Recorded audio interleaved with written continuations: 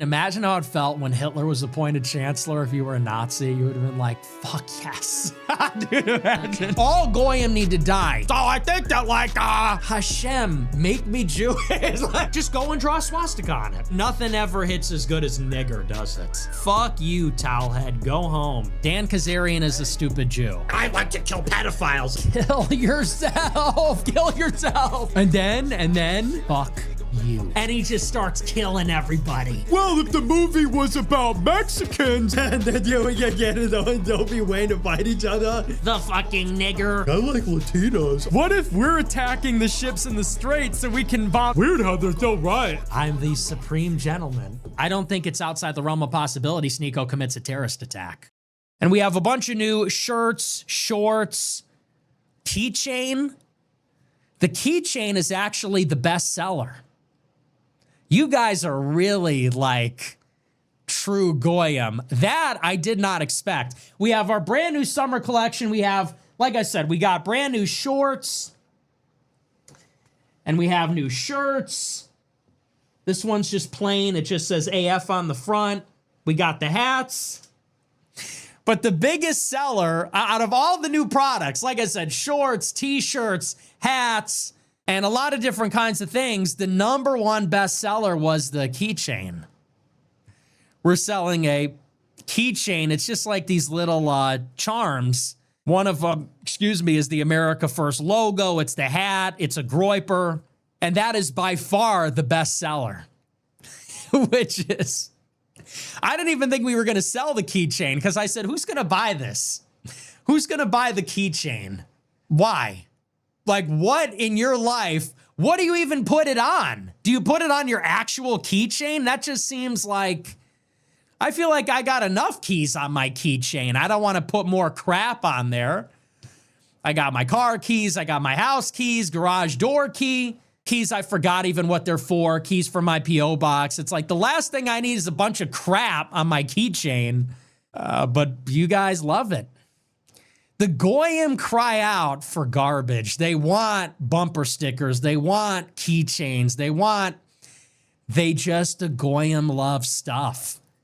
I should start selling like a loot crate or something. I should start selling one of those. Remember they used to have those loot boxes? You would subscribe and get like a box of garbage every month.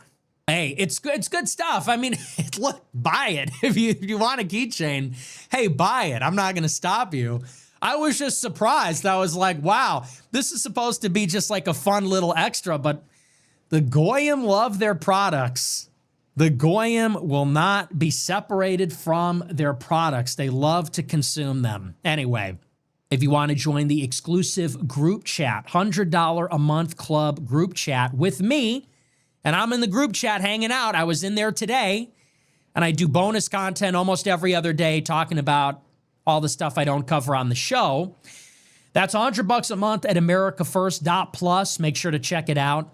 I was in there today talking about, I gave my take about the Odyssey in the group chat. I was able to be a little bit more candid about it because I know I'm going to give my take and I'm going to get ruthlessly attacked for it as always. People are going to take it way too seriously. People are going to say, see, this just proves Nick is really a bad guy because he liked the movie. He didn't like the movie that we like or that we don't like. But I'm in the group chat. I'm giving my take about the Odyssey, and I'm thinking like I'm giving people what they paid for.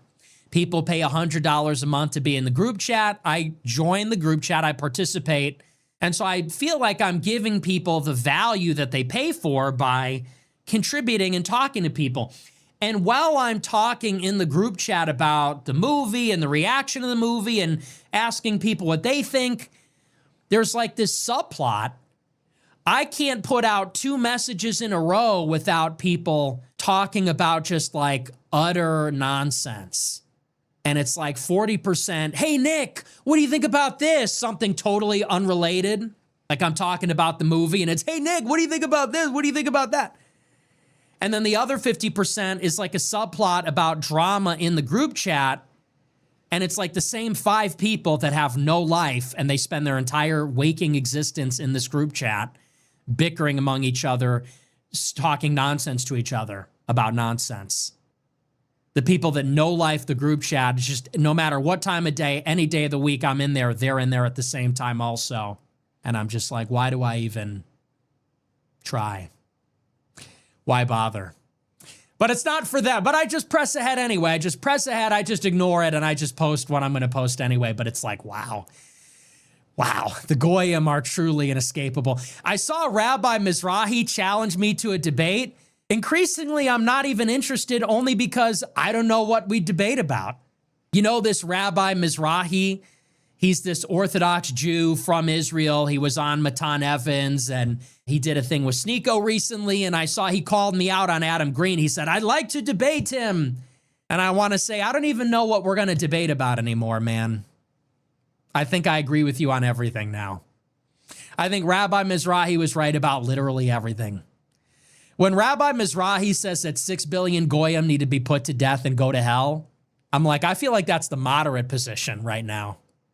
That almost sounds like too moderate. You got anything else? Are there any Jews that are more extreme than that? Is that the best you got? Surely there's an Orthodox rabbi that's even more extreme, because I'm getting to the point, I'm just shooting right past that.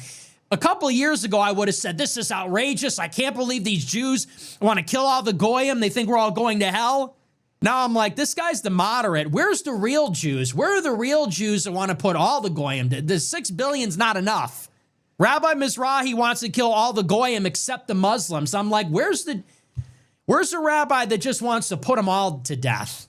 Put them all to death, send them all to hell. Where's that guy? I'll debate Rabbi Mizrahi from the right. I'm going to say this. What is this guy? Some kind of liberal reform Jew? This is a Jew in name only. All the real Jews know that all Goyim need to die. That's where I'm at lately. It comes full circle like that, isn't it? That's how it always seems to go. So anyway, nah, that's a joke. I didn't mean that. I'm obviously kidding. That's totally a joke, and I don't feel that way at all. No, I don't know. That would be an interesting discussion, but like I said, my heart just wouldn't be in it. I'm going to represent the Goyim, and I'm going to say what? No, don't kill us all. Don't kill all the Goyim. No, don't kill all the Goyim. They deserve to live. They're not animals. They're human beings too. I mean, we're human beings too. My heart just wouldn't be in it. I can't defend a position that I don't really believe in. People are going to say, Nick, what happened to Nick the Knife? What happened? Used to be so hardcore. I'm going to say, guys, my heart just wasn't in that one. I don't believe that anymore. I don't believe that anymore. They were right. No, I'm kidding. Obviously, I'm kidding. I'm on the side of the human beings that are definitely ensouled. They definitely have souls and dignity and endowed with human rights. People like Dan Bilzerian and Jake Shields. People like Ian Carroll and Candace Owens. I'm standing up for their dignity as human beings, their fundamental dignity and equality as human beings. I'm with them.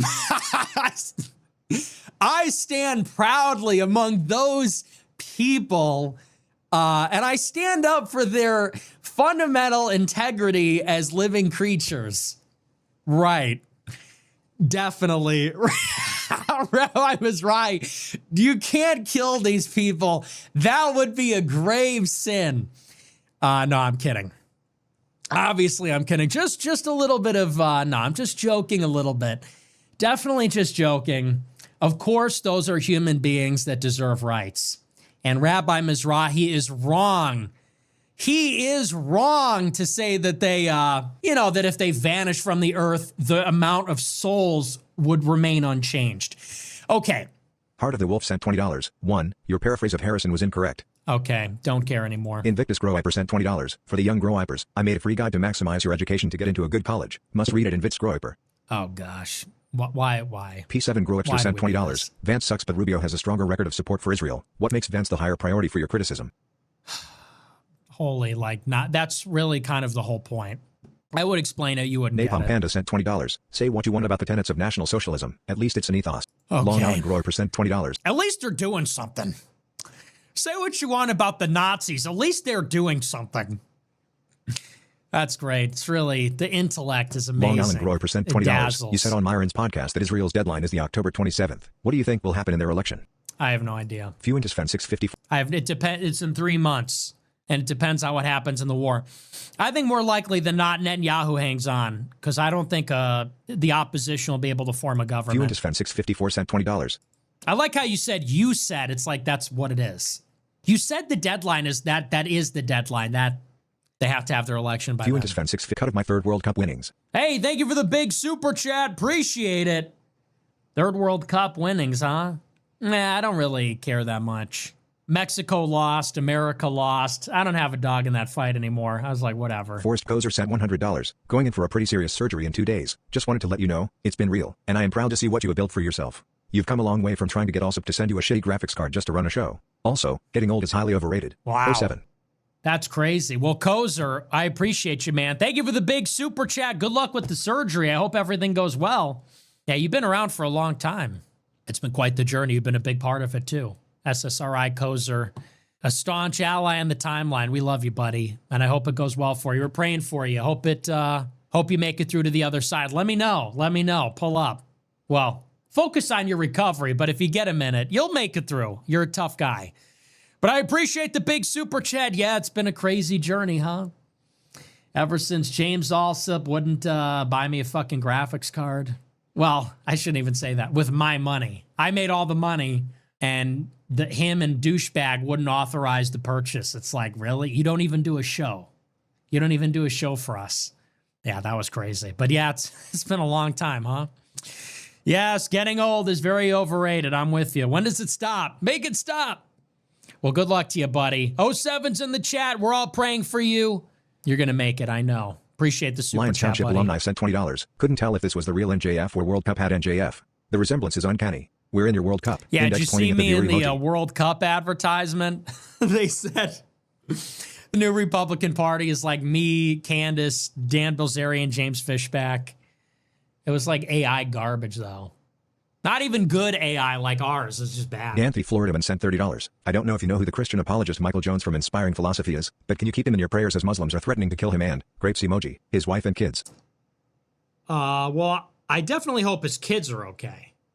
I'll say that. But I thought those guys don't like me. Those guys don't like me, so I'll definitely say a prayer for the wife and kids. Gasolina 420 sent $20. With how fast technology progresses, do you think humans will ever walk on the sun?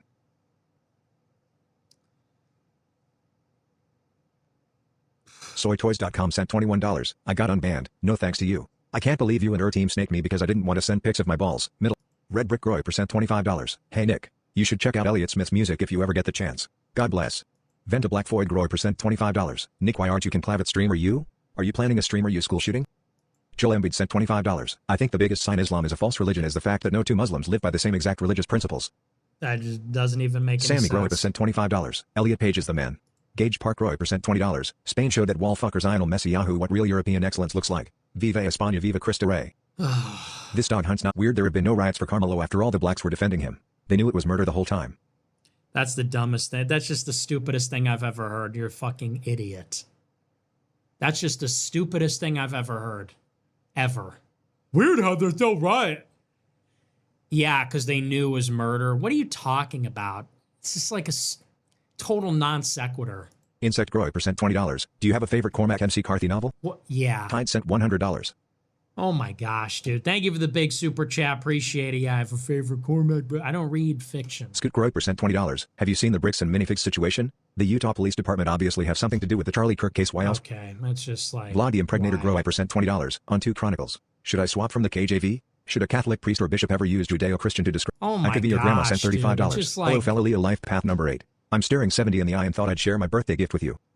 70? Oh my gosh.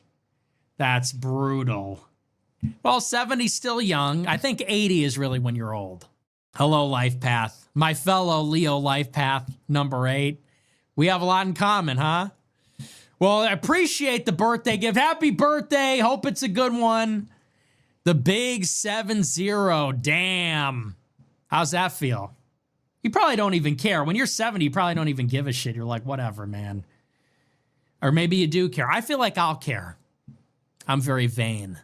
Well, happy birthday. Enjoy, Grandma. Hope it's a good one. Fellow Leo, life path number 8. Yeah, so maybe we see it the same way. Goyim Cuck sent $30. If slaves built this culture, why are they destroying it now? Okay. Big Pappy Odyssey Seethers be like the worst person you know just made a great point, except it's like 30 of the worst people you know. Have they been saying that?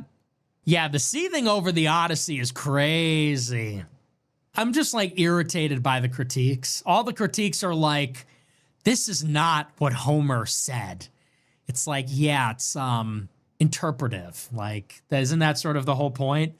You're telling me a Christopher Nolan film had a moody protagonist haunted by his past? That there's like a psychological dimension to it? No way. And the bitching about the uniforms aren't right, the boats aren't right. Why are the colors dull? This isn't what Homer said at all. Why did he say he was nobody? Can I just say something real quick?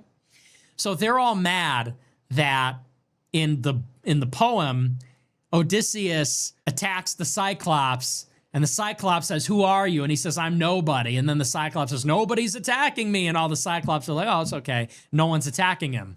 So he tricks him. And that doesn't happen in the movie. And everyone's like, that didn't happen in the movie. It's like, yeah, that's dumb. Because that's dumb. That's like a stupid pun that people thought was clever 5,000 years ago. I think it's dumb. Or I'm sorry, 2,800 years ago. I think it's dumb. I think the idea that Odysseus said, "Derp, my name is nobody. Nobody's attacking you." I think that's fucking stupid. And we would never say it's stupid because it was Bronze Age people that wrote it.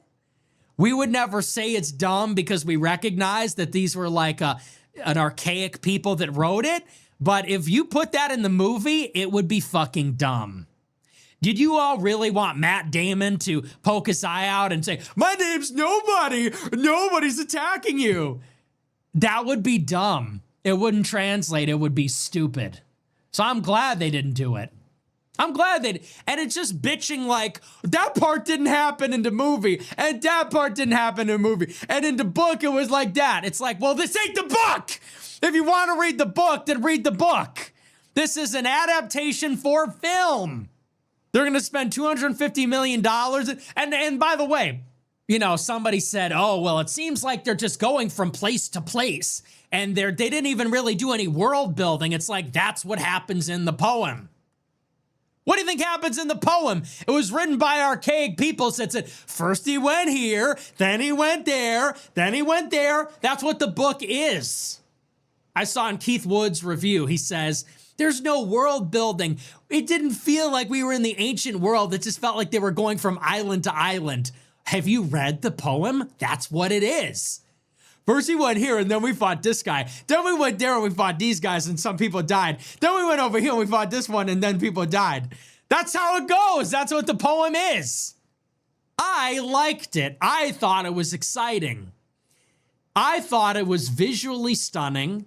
Wine dark seas. Oh, but you missed that part. Everybody's an Odyssey expert all of a sudden, but you missed wine dark sea. Why isn't it colorful? Why isn't it colorful? Why is it so dull? Wine dark seas, nigger faggot. Checkmate. It says it right there in the book. They're supposed to be dark. Why is it the water stunningly blue? I can't even tell we're in the Mediterranean. First of all, it is a movie. That is a stylistic choice. Why isn't it like the photography of the behind the scenes? Because it is a movie. That's all the Nolan films are like this. Dunkirk, Dark Knight Rises. They're all like this.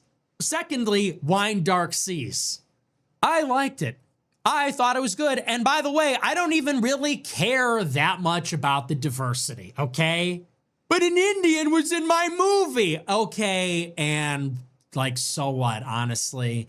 Yeah, would I prefer all the characters in the movie were white? Of course. I wish all the characters in real life were white. You can't always get everything that you want.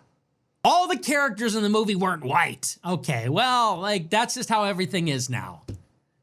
Well, we should boycott the movie. The movie made $300 million. So So you and like, we shouldn't pay for this movie.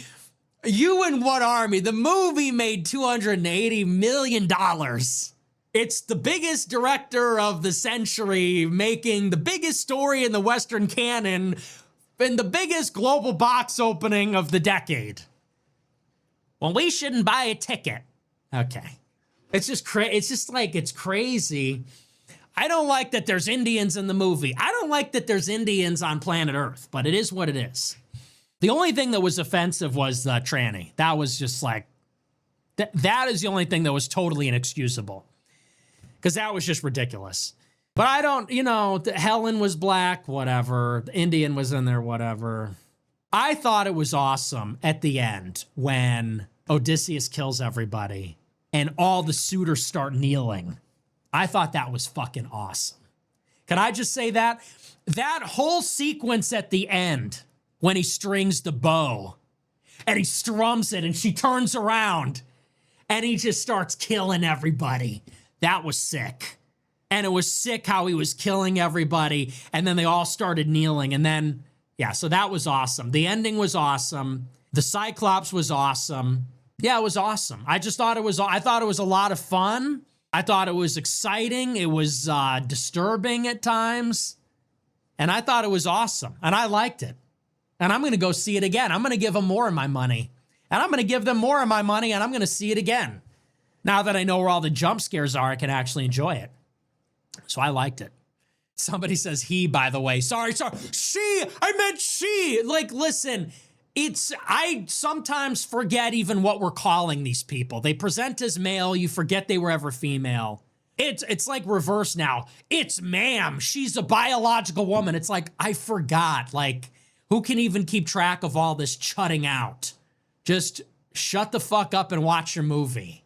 You're the one that's obsessed with the movie. Niggas be like, I liked it. I thought it was fun. I was looking forward to it, and I thought, oh, you know what else was so cool? It was so cool when they sieged Troy and Agamemnon walked through the gates. That was fucking awesome. Absolute cinema. That whole sequence when they came out of the horse and killed all the guards and they opened the gates and they came flooding in and then Agamemnon walked through ore farming in the armor and then they just started killing everybody and blowing everything up. That was awesome. That was awesome. I like that. See, so it was Kino.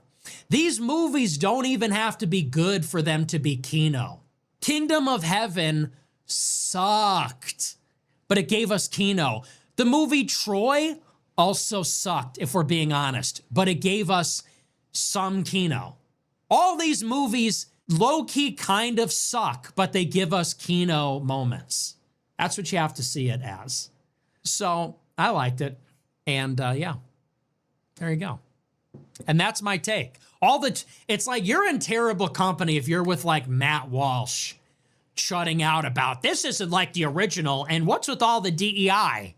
And I also love, by the way, now everybody's an Odyssey expert.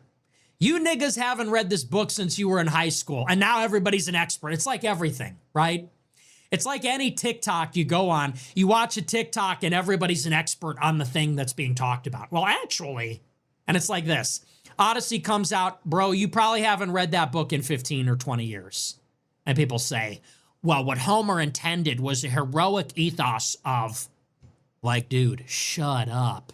I'm mad because Odysseus didn't like killing people enough. It's like, okay, bro, I guess. They should have showed off the heroic morals of the day that killing people was glorious. It's like, okay, like, I guess, bro. It's not that kind of movie. It's Christopher Nolan. His Batman doesn't kill people. His Odysseus weeps that Troy was destroyed. Anyway, so I like, and maybe I'm just being a contrarian, but I liked it. I wanted to like it, and I did. I wanted to like it, and I liked it, and I enjoyed it, and I thought it was compelling, and the diversity didn't bother me that much. And I don't mind that it wasn't completely faithful to the poem. Did you see the goat fucker Fago dancing around celebrating Tate's arrest? Every day I understand why you think someone like Clavicular can be seen as a good role model. Look at what we have. Why you gotta throw that in there? Now I understand. It's just like, shut up. Everybody is such a bitch these days. It's just like seething about clavicular, seething about the Tate, seething. All our side does anymore is seethe. It's all just seething. That's all you faggots know how to do is seethe about everything. Seething about Clav, the degenerate drug addict. Seething about Tate, the fucking nigger who sexually exploits white women. Seething about the Odyssey, the DEI movie about PTSD and feminism. It's like, can we just gloat? I like gloating. I like gloating. I like winning. I like appropriating things that aren't mine. I like taking things. Let's just make it okay, it's not ours. Let's make it ours. Let's make it a victory. You know, everybody's just, it's just this like small, like, meh. Everyone's got this mentality. Everything's meh. Everybody's bitching about everything. Like, shut up. Clavicular, you mean the drug addict? And by the way, people glamorize drug addiction. All people do is talk about, like, you know, people think it's so funny to do cocaine or something. And then you meet a real nigga that actually does meth. You meet a real nigga that actually is fucking porn stars and on meth and just lives like a rock star. And you're like, this isn't a good role model for the children. It's like, oh, sorry. Back to our regularly scheduled programming of Harry Sisson and Hassan Piker and Shabbos Kestenbaum and John Doyle. Like, oh my gosh. It's just painful. It's a pure pain. Smaller Bear sent $20. Why is it that you believe we must experience the monotony and suffering of life absolutely and not numb the senses even sometimes? It's literally in the clip, dumbass. You recite the clip. Just watch the next 10 seconds of it. I promise it's in there. Okay, pal? Gen Z Patriot sent $350. Holy. Thank you for. Have you seen the documentary Aftershock? 4 Israelis loot a village of poor locals after a deadly earthquake. Very Jewish. Who cares? K-Dax sent $50. Honest to God, who cares? Oh, yeah, more evidence the Jews suck. Amazing, amazing. K-Dax sent $50. Amazing, Tell me I'm guys. wrong. If you could time travel, what era would you pick? Also, blue's pretty on you, but really your beauty shines through. Always smile. Wow, thank you. Thank you for saying that. Do I look good tonight? How do I look? Do I look cute?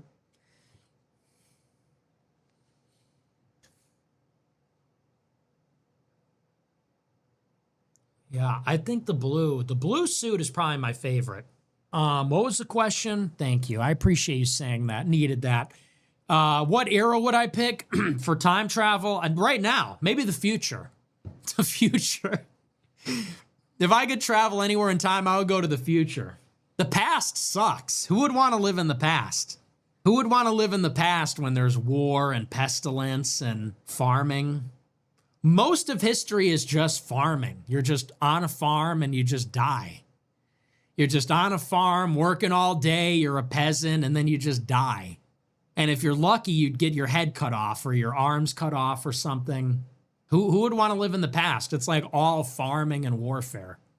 I like the present day when we have smart TVs, iPhones, Twitter, self-driving cars, AI. It's literally the best time to be alive as an American.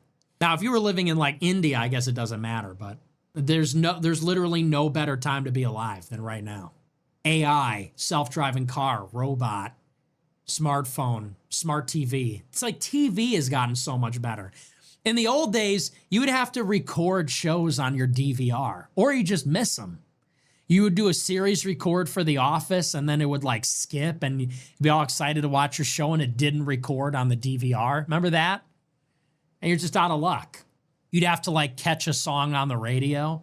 You'd have like a favorite song. You'd wait for it to come on the radio. And then MP3 players came out, iPod comes out, you gotta buy songs, it's $1 a pop, you'd have to order them at the library. You'd have to go to the library and order through the library system your CD and then burn the CD on your laptop and then put the songs on your iTunes library. So now we have Spotify. Any song for free, $15 a month. TV, anything you want, literally anything, any movie, any show, on demand, no commercials. Relatively cheap, free trials. It's the best. High quality HD, 4K, like self-driving car, smart TV in the back, iPhone, like go anywhere, watch anything, do anything, relatively cheap, any kind of food you want. It's like Amazon, 2-day shipping, It's so good. We have it so good. What's better than right now? In the old days, it's like, oh, you want to fly somewhere? You got to call a cab company. I remember my dad used to like call a cab company to pick him up at 5 a.m. Now it's like, hey, Uber, plane, go somewhere else, DoorDash. In the old days, you actually had to go to a restaurant. Now you just DoorDash anything you want. Food is delivered to your door by a slave, by an actual slave. I'm feeling like McDonald's today. Bring me a Big Mac and fries. Bring it to my door now. It'll be there in 30 minutes. Where are you? Where are you? It said it was going to be here 10 minutes ago. I'm sorry, I caught a train. Well, I just subtracted your tip, and I'm leaving a 1-star review. Man, it's so good. Everything is the best right now. Anyone, you can drive anywhere, get a slave to drive you anywhere, bring you any kind of food you want, fly anywhere, order anything in 2 days, a courier delivers it to your door. Anything you want. Any book, any movie, any TV show on demand. It's the best. What could be better than right now? Peptides. No one's dying anymore. Everyone's health conscious now. You go to the gym. It's like, what could be better than this? Nothing. Highland Park Roy, percent $20. Everyone's hoe really is going. Did you guys see this story? I just saw this before I went live. There was some girl in Spain. She's married to this dude for 5 years. And she loves him, and they're together, and they got Instagram pictures. And I guess one of the players on the Spain World Cup team hit her up, and she leaves the guy, and she's with the soccer player. It's like, that is the world we live in now. Your girl is going, literally any guy that has $1 billion can take your girl. Any guy. You just have to hope that those guys don't want to fuck your girl. That's it. That's your only protection. Your only protection in this life is that a guy that absolutely demolishes you, status mogs, looks mogs, money mogs you, just never meets your girlfriend and doesn't want to fuck her. Because if he does, there's nothing you could do. There's nothing you can do. If a true Adam, if your girl is at a bar and she encounters a true Adam and he wants her, he's got her. Game over. Forget it. Nothing else matters. Well, but we love each other, but she loves the way I gesture max. It doesn't matter, bro. Doesn't matter. She's in the club and true Adam grabs her by the back of the head, game over. She's on Instagram and a fucking soccer player, football player hits her up, game over. Also game over. She's on Instagram and a billionaire hits her up and says, I'll just give you whatever you want. Game over. You have to be a billionaire.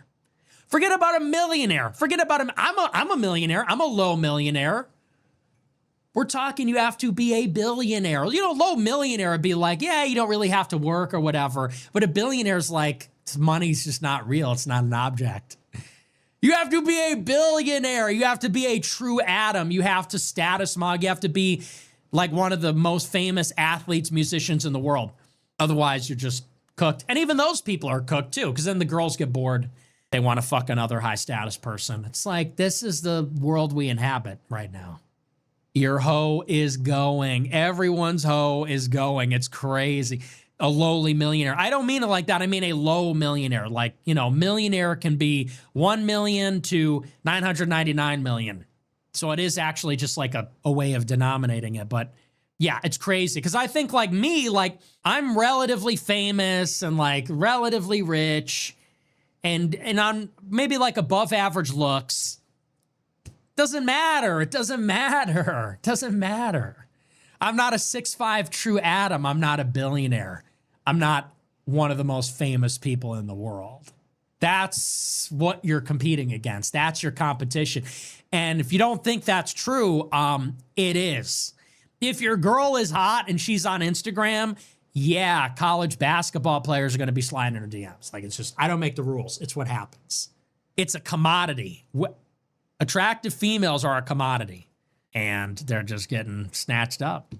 Clavicular, this is why we say clavicular is a prophet. It was written, says hot sake enjoyer. It was written. This is why we call clavicular the prophet. He's like a prophet of destruction. He's a prophet of doom. Clavicular is like the Silver Surfer. He's here with a warning. He is not Galactus. Like, he is not here to devour the world. He's here to tell us the world is ending. He is a herald. He is a squire. He is here to announce the end of the world. Because what does he signal? That we are all in a race now. The dawn of the age of clavicular, this is the day when we're all now in a race against everyone else, and we're self-conscious of it. We're now all in an arms race to become the most beautiful, the most status maxed, money maxed.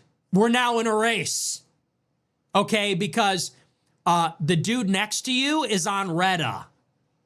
You lose. The dude next to you is on all the peptides. You know, he's on, what is it? MT and GK and I don't even know what they're called. He's on the one that makes you tan. He's on the one that makes you buff. He's on the one that makes you lean. And he's getting a double jaw surgery. Your bro is doing all that, and he's gonna fucking mog you and take your girl. You have to do it too. It's like, so it puts pressure on all of us. Now we all have to be playing this game. Everyone's cheating their height now. Everyone's wearing lifts now. Guys that are 6'1" are wearing lifts in their shoes. It's over. The world is over. The world as you knew it is over. Half your friends are on Reddit True Tide. Your friends that are over 6 feet tall are wearing lifts. It's over. You have to do those things to not fall behind. If you are a taller man, you have to wear lifts to not fall behind. If you're maybe your body is average, you got to get on pills to not fall behind. You're slipping. That's the point. This is why we say he's prophetic. You know, Brown Clown Numbnut says, he calls clavicular the prophet, but the clav is a degenerate. It's like, that doesn't matter. It's like, it's prophetic. It's not a value judgment. It's what is his role. It is written. He has prophesied. We all must looksmax now. Thou shalt now looksmax, because if you don't, like, the standard is rising, you're falling behind. People were already fat and bald. Now, like, forget it. Baldness has been solved. You got to be on finasteride and the other thing, okay? Height has been solved. You have to get leg lengthening surgery and then wear lifts too. Obesity has been solved. Retatrutide and human growth hormone. Like, it's where we are now. That's why that's not why, but I'm relieved that I'm not in that world. See, I'm relieved that I'm a true incel. It is so relieving that I am a true incel that I don't have to play this game. I'm like a wise old man. I don't want anything. I'm beyond that. I feel bad for the other guys. The other guys get me. I'm like, hey, I'm not getting any play anyway. I don't give a shit. I'm an incel. Born an incel, die an incel. I'm not playing the game. I feel bad for everybody else. Clav is prophesied. You're all playing this game. Me, I'm looks maxing. This is for me. This is not for anyone. It's for me. No one cares. The hoes are going. They're going to soccer players. They're going to world famous musicians. They're going to billionaires. They're going to oil sheiks. They're going away. Okay, that's what they are. So. Roy per grandma sent $20. It's my birthday. Here is some taco money for your next visit to Florida. Can you name 8 countries that start with the letter I? Thank you very much. Happy birthday. Happy birthday, Groyper Grandma. Taco money from my next visit. Appreciate it. 8 countries start with the letter I? Okay, let's see. Oh, this will be easy. Iceland, Ireland, India, Indonesia. That's 4. Let's get another 4. Iraq, Iran. That's 6. What else we got? I'm going through the alphabet. Maybe I just got to go through all the countries. Iraq, Iran. Is it in the Middle East? Israel, 7. Bang. Okay. Ireland, Iceland, India, Indonesia, Iraq, Iran, Israel. What's number 8? Now we just got to get number 8. Easy. Easy challenge. Easy. Next. We do it every day. What else starts with an I? It's going to kill me because it's now, then it just turns into like, I just got to think of every country in the world before I just stumble on it. Is it in Africa? Let me think. This is not going to be great content. You're killing. This is not good content when I just have to sit and think like this. Go through every country in the world. I might just give up. I don't want to drag it. Ivory Coast. That's who I am. That's who I am. That's who I am. Ivory Coast. Right? Or is there another one? Yeah, of course. Naturally. Italy? Oh, Italy. Oh, that's a pretty big one. Yeah, duh. Okay. Well, that should have been obvious in retrospect. All right, well, there's 9 then. I should have just went to where it all began. Well, yeah, why did I not just get Italy? I was thinking it was somewhere else. I don't Young know. Roy sent $20. Everyone needs to pre-fire the IG. She's always going. Pre-fire. Hot of Mom 2.0 sent $20. Bro. You won't regret it. Like Hot of Mom 2.0 sent $20. Diet Coke. DC? Good choice. Pink heart emoji. That. In Italy, you gave your MC Donald's order to Keith and it was Coke. So which best? It's just like an insane question. I mean, I like Coke better, but if you want to stay skinny, you got to drink a Diet Coke. Hot of Mom 2.0 sent $25. I grew up near you. Did you have the blessing of going to Kittyland as a kid? With Russell's after? Oh, yeah. Russell's is one of my favorite restaurants of all time.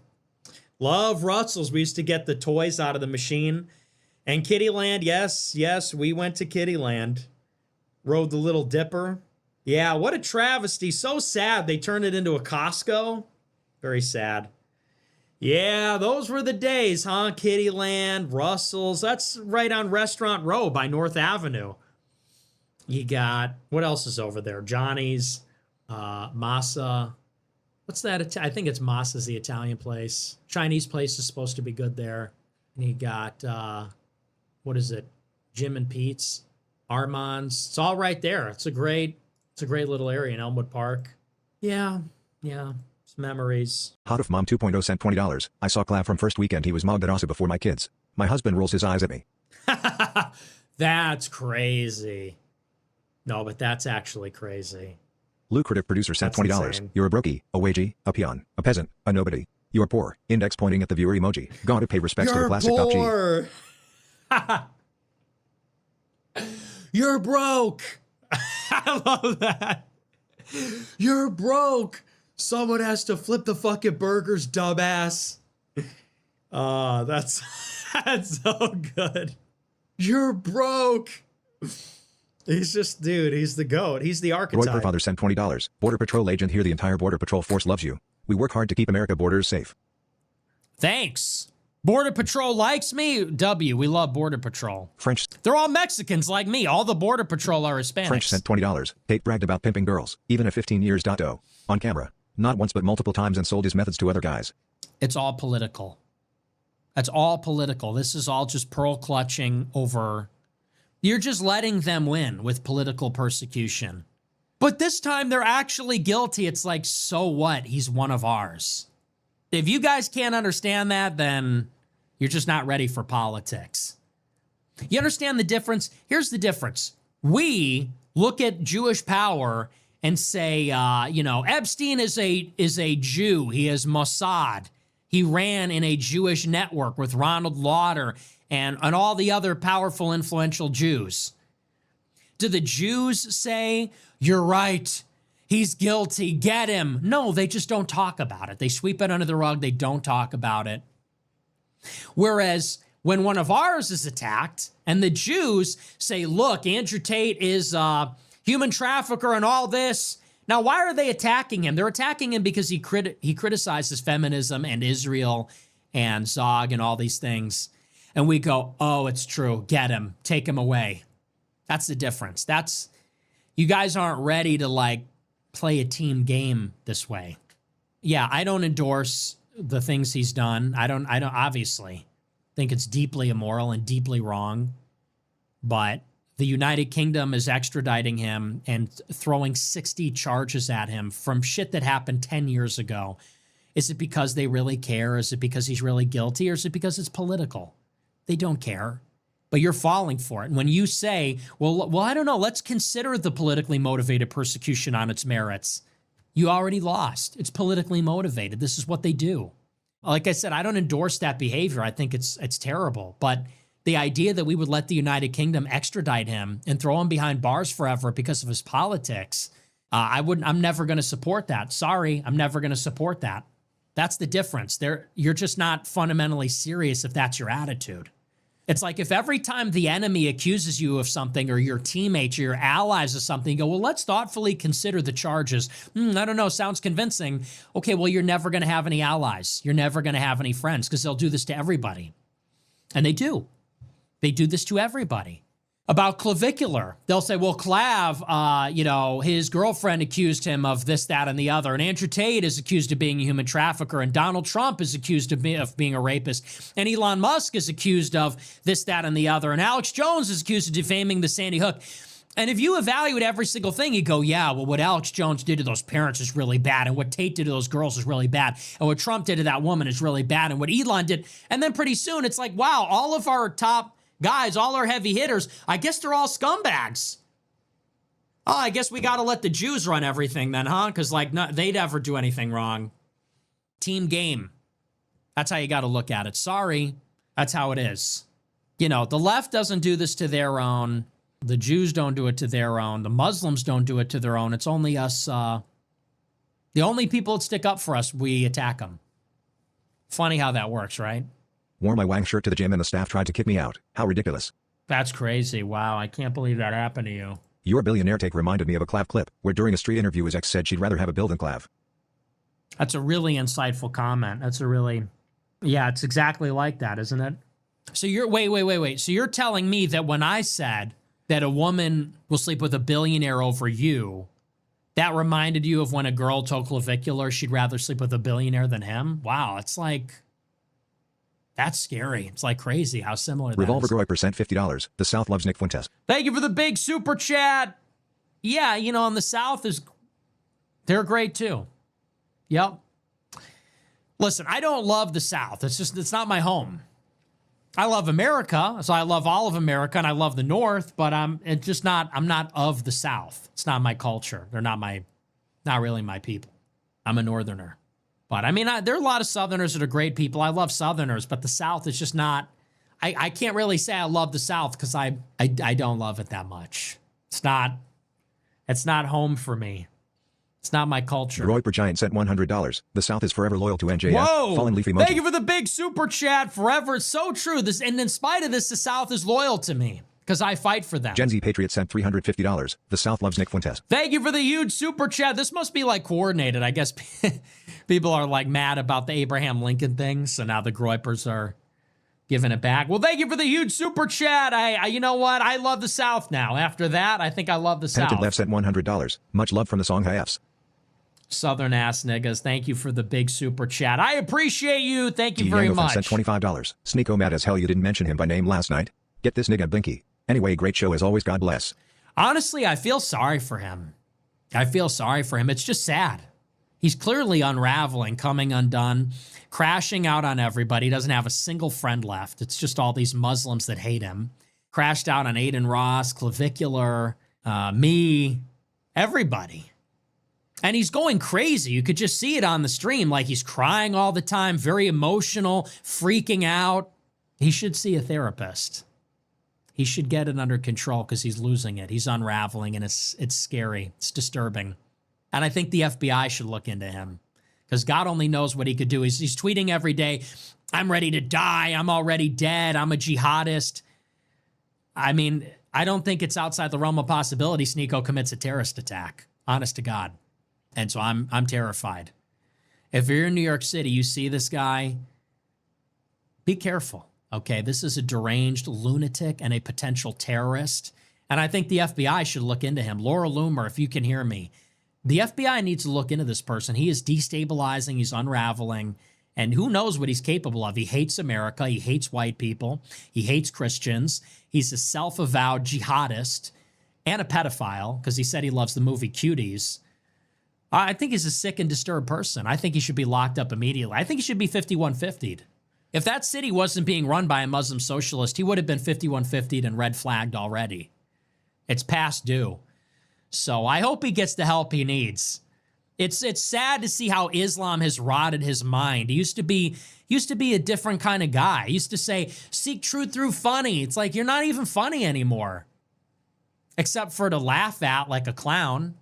Seek truth through funny. Now he's just crying all the time. Seek truth through crying and being a faggot and whining all the time. Whining and seething and bitching about shit. It's like, dude, Islam has ruined his mind. It's ruined his soul. He's descending rapidly and he's going crazy. And honestly, I think the FBI should lock him up. I think the FBI should lock his ass up. They won't. He'll continue to be here living off the backs of white people while complaining about them. Very typical. Typifies the black experience in America. He'll be here bitching and crying about whites and Christians while eating off of their table.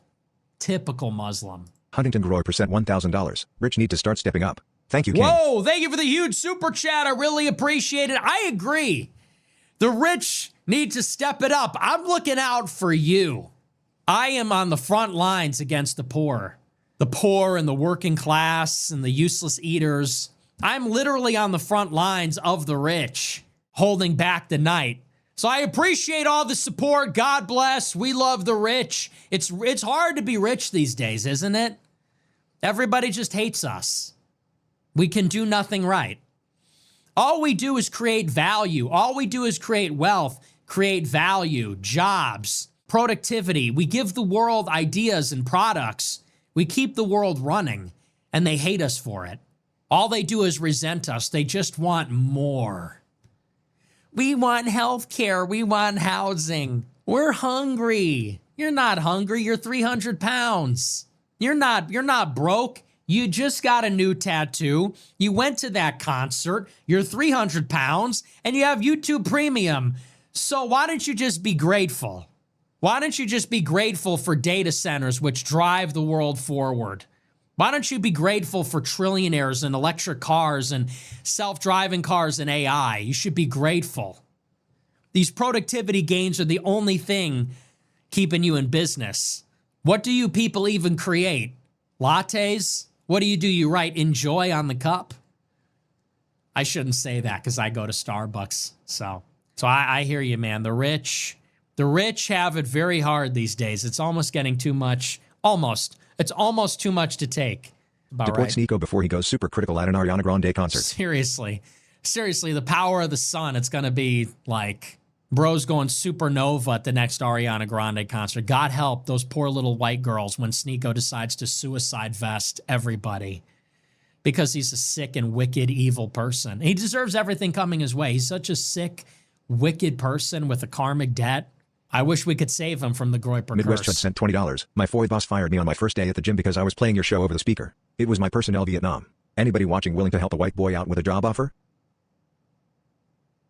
What is there even to say about this? I mean, what can one even say? You're working at a gym. You're playing my show on a speaker, begging for a job. It's just crazy, bro. Like, Kaiser what? Clark sent $20. Tax code section 7623B4 gives you the right to file an IRS whistleblower claim on Dan Bilzerian and collect 15% to 30% of taxes collected with a $2 million floor. I can help you file Form 211 on that Jew. I'm not gonna tattle the IRS. Nah, that's gay. Look, let's just leave it at this. Dan Kazarian is a stupid Jew. Let's just leave it at that. Like, he's a Jew and he's an idiot and he's going to lose his election. We don't need to tattle on him to the IRS. That's kind of Jewish. Old Dan Kazarian, you see his campaign event? He posted on Instagram, go protest outside Randy Fine's campaign offices. Nobody shows up. He doesn't go and nobody shows up. It's just basic stuff. And here's the problem. When your dad is a Jewish criminal, he doesn't teach you this stuff. This is what happens when you're a trust fund Jew and your dad is a fucking thief and a criminal and a liar. You think this is acceptable. So Dan Kazarian is running a campaign, just zero effort, no effort. Hasn't done a single campaign event. He tells people the deadline to register as Republican is in 24 hours. He gets the date wrong. It's not in 24 hours. It's 3 days later. Then instead of admitting his mistake, he lies and said, oh, well, I lied and said it was in 24 hours to create urgency. You just didn't Google it, you fucking idiot. You didn't tell people to register Republican until 3 days before the deadline, and you got the deadline wrong because even as late as you were, you didn't even get the date right because you couldn't take 10 seconds to Google it. Then he posts on his Instagram and says, we're going to do a protest outside of Randy Fine's 3 campaign offices. He doesn't even go. You tell your followers to go to this event and you don't even go? No one goes anyway. Not a single person attends. You don't even go? He launches his campaign website a month before the election. See, and this is the difference. I was raised by an honest person that works for a living and has a job. He was raised by a Jewish thief and a criminal. His dad is a Jew gangster criminal that has defrauded people out of hundreds of millions of dollars, is on the run from the government. That's why he moved to one of the Caribbean islands, because that's who these people are. That's who these fucking people are. They're not honest. They're not straight. They're not legit. You know, in some ways, Dan is worse. At least the dad is a hustler.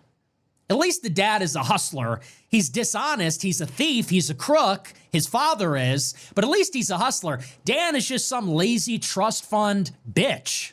He's literally going to sit there, smacking his lips, chewing with his mouth open as he sits in daddy's mansion, LARPing like he's going to run for Congress. Well, someone had to do something. Someone had to get off their ass and do something. What the fuck are you doing? What the fuck have you done? Have you gone to the district once? I think he went literally once. Someone's got to do something. You're doing nothing. You're doing nothing. It's crazy. You tell your followers to go to these things, you don't even go. What else you got going on? Literally, what else do you have going on? You're running a congressional campaign. You've been in the district maybe one day.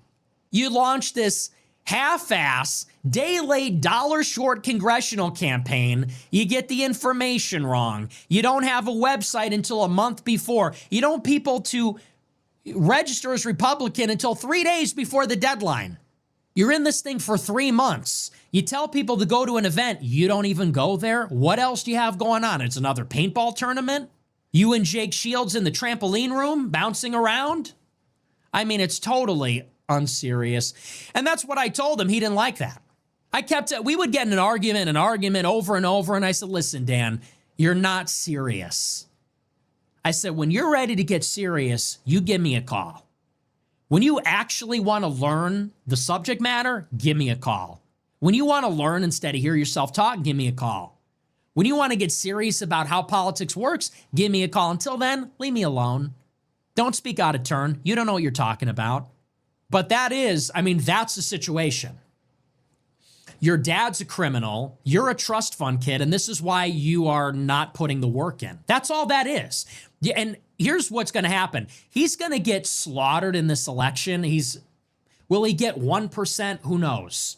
He's going to get totally demolished in this election, and he's already setting it up so that he could blame me and the Groypers. You didn't put the work in. You didn't put the work in because you are lazy, and you can't blame the Jews for that. At least James Fishback, look, looking at the polling, it's not looking like, I don't know that he's going to win. But James Fishback, the difference is that guy's busting his ass. He's doing 5 campaign events a day, traveling constantly. He's going to every district. He's meeting everybody in the state of Florida practically. And Dan Kazarian, I think you spent 1 day in the district. You didn't work hard. You didn't work hard. You didn't try. You weren't there. You didn't show up. I mean, who are you going to blame for that? Do you know how insulting that is to the intelligence of everybody? You're going to go out and run for Congress and you don't even go to the fucking district. You live in Nevada. You want people to vote for you in Florida. You don't even go to the state. You don't even go there. You're not even there. If you're going to do it, do it. And doing it means you have to be there. You have to show up. You have to be present. Every day. Meeting the voters, pressing the flesh, doing events, doing media. There's no media. Has there been an interview about this outside of calling it a Sneako stream? Literally have his mouth half full of whatever he's eating and he's on the phone with Sneako. So I think that it's like there's no media, there's no events, no voter outreach, no door knocking, no phone banking. It's not happening. If you're going to do it, do it. If not, shut the fuck up. It's so disgraceful and such an embarrassment. And I told you it was going to be like this. I mean, these people, they don't care. Where are they now? Where's Amy Danger Slut? Where'd she go? Where did all these people go that were going to take over? I'm here to take over. Where are they now? They're not here because they don't really care. And you know they don't care because they're not working. They're not trying. They're not showing up. That's the difference. Numbnuts is going to sit in the McMansion in the playroom, in the McDonald's playroom, tweeting all day. Fuck Israel. Duh, fuck Israel. Why isn't anyone doing anything? Have you done one campaign event, Mr. Savior of our people? Savior of the Goyim? Oh, he's the only one that could do it. No one was doing anything until Dan Kazarian showed up. Hasn't done one event. Where are you? Wasn't that the whole premise? I'm the only one that's going to do something. What have you done? What have you done? You're not even there. And literally, what the fuck could possibly be the excuse? What do you have going on? In his own mind, he's worth $200 million. If you're worth $200 million and all you do is play paintball and bounce around in the trampoline, why don't you have a satellite in Florida that you live at? What else could you possibly be doing? It's a disgrace. It's a disgrace, but that's how these fucking people are. And yeah, it has everything to do with him and his dad being criminals. Yeah, dad is a criminal Jewish scammer. I wonder why the son's a lazy piece of shit scammer. It's a surprise. No, he was one of the good ones. Parent Joyer sent $20. I'm sorry, is the nigga who went to a 20-hour Star Wars movie marathon on May 4th with concessions calling us goyim? Yep. Shadow 408 sent $20. Yes, he is. Fuck Sneako and everything he stands for. Press 1 if you agree. Honestly, pray for Sneako. Pray for Sneako's mental health. Yorkville Groy. Thank you for the big super Winner Groy chat. sent $1,000. Finally watched The Odyssey. Keith sticks were atrocious. Thank you for the huge super chat. Yeah, listen, I love Keith. Keith is my bro. But man, it's just like, now they're just taking the piss. He's tweeted about The Odyssey probably 500 times in the past 3 weeks. And it's just, the colors are too dull. The characters are gay. The casting was bad. There's too much diversity. This Indian was in the movie for 30% of the screen time. It's like, bro, just give it a chance. Yeah, listen. I like Keith. He made some good points. He made some interesting and good points, but at a certain point, I think you realize he just doesn't like the movie. But, you know, if you don't have anything positive to say about it, then I feel like you're just kind of biased because it was a good movie. It wasn't great. I don't think it was the best or great. I think it was pretty good. Could have been better. Some of the critiques are right. Yeah, it's like, it's just this onslaught of like, and the colors are dull and it subverts the heroic ethos of the day, and the casting was terrible, and why is it so psychological, and it's post-Christian anachronisms, and it's like, okay, bro, like, and why is he fighting like John Wick at the end? This is silly, and it's like, dude, that was cool. You have to admit that was cool. Muchskim sent $100. If you could go back in time and witness 3 historical events as a neutral observer, which I would you don't choose? know, man. Thank you for the big super chat. I don't know. Why always questions like this? If you could time travel 3 historical events, what a stupid question. Like, really? I don't know, man. What do you want me to say? The crucifixion of Jesus, number 1. Hitler's ascension to power, 2.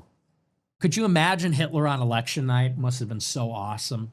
I was there when Trump got elected in 16. Imagine how it felt when Hitler was appointed chancellor. If you were a Nazi, you would have been like, fuck yes. Dude, imagine.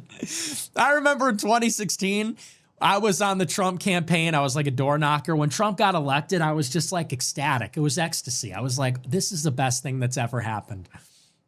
I was like, we're never coming down. We're going to make America great again. Western civilization is saved. Trump is president for 8 years, bitch. It's like, imagine how you must have felt if you were a Nazi party member and you get the newspaper, Hitler appointed chancellor. You must have been like, dude, fuck yes. We did it. Germany is saved. Oh, and then imagine how awesome it would have been seeing everything that happened next. Like, imagine you're Hitler's #1 fan, and then they pass the enabling acts, and you're like, dude, he's really doing it. You're like, imagine you're Hitler's #1 fan. I'm so jealous, because, like, we're Trump's fans, and Trump just fucking let us down. Like, you voted for Trump thinking he's going to build a border wall. Like, can we stop importing Mexicans, please? It's too many. He can't even do that. Imagine you're Hitler's strongest soldier and they pass the enabling acts and Hitler just like kills all the leadership and like outlaws all the other parties. And you're just like, dude, he's really doing it. He's going all the way. You're like, you got the foam finger. Imagine you're there at the rally and like everyone goes. Like, yeah, everyone you know is at the rally. Yo, you gonna go to the rally tonight? Hitler's declaring war on everyone, like invading Austria, invading the Sudetenland. You're just like, bro, this is awesome. You can understand at that point, like, why people loved him, because it's like promises made, promises kept. You're like 5 years into the Third Reich, and you're like, dude, we're really doing this. You're like, we're really doing this, dude. It's happening. We're building another German empire. We're really doing it. Imagine how geeked they would have been when he was at the Eiffel Tower, and then when they invaded Russia and it was going really well. It's like, dude, we're fucking doing it. We're taking over all of Europe. This is awesome. The leader did it again. First we took Austria, then we took Czechoslovakia, then we took France, and now we're going to take Russia. We're really going to do this. Man, that must have felt so good. Imagine being one of the Nazis that died right before the tide started to turn. Imagine being like a Nazi and you die right when Operation Barbarossa starts. It's like kind of going well. And you're like, man, I'm so proud of my leader. And you didn't get to see like what happened next.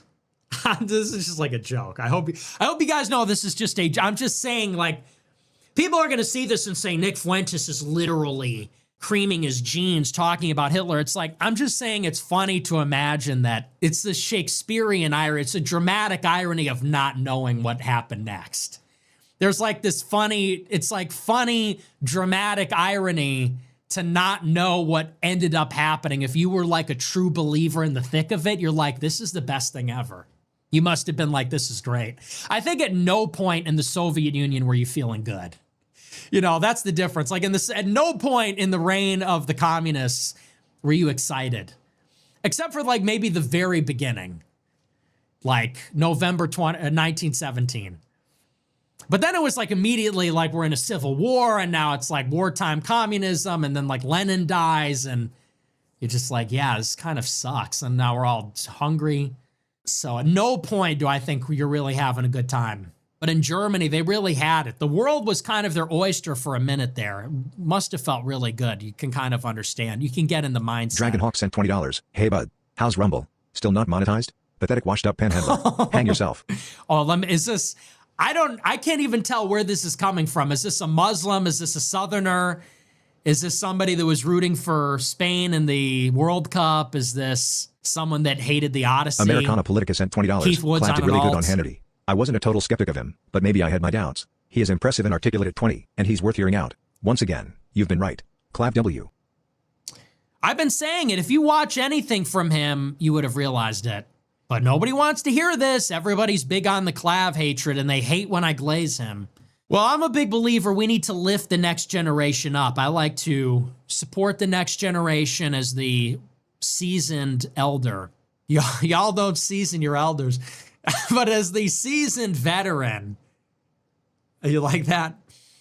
I think it's important to lift up the next generation and be supportive. And also, I think he's an interesting streamer. I think he's got something to say. He's more impressive than people give him credit for. He's a wild man. But yeah. Christ 15 King sent Give him a $50. chance. The Mog is legendary tonight, Nick. Hey, Think so? my brother is talking to all of these Thanks. foreign chicks lately, and I don't know how to get through to him. Thank you. Any advice? Much love, Derek, not Cody. Get through to your brother talking to foreign chicks. I don't know. What's the problem? Am I mogging? I don't know. My hair's kind of... What do you think? Hair's a little puffy. I don't know. Not the best. I think I look better in the blue suit, honestly. Whatever. Yeah, I don't know. What's the problem? What's wrong with talking to foreign girls? You guys got to just stop with the whole, like, don't you have a fucking job? Niggas be like, my brother's talking to girls. It's like, don't you have to work or WV something? Groib sent $25. Hey, Nick, you can to take Friday off. Just kick back and drink an ice cold DCW your best friend Dan Kazarian. What's the punchline? What's even the joke? You're just saying other things I've said. DC, Dan Kazarian, yeah, funny button. engaged. The Druish question sent $100. Nice suit. Thanks. Thank you for the big super chat. Can you tell it's brown? I feel like you can't even tell that it's brown.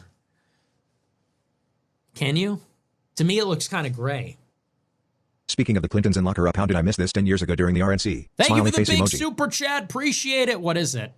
Alex Jones and Roger Stone crashed Chunk Uger's Young Turks broadcast. You never saw that? Oh my gosh, bro. That was like huge when that happened.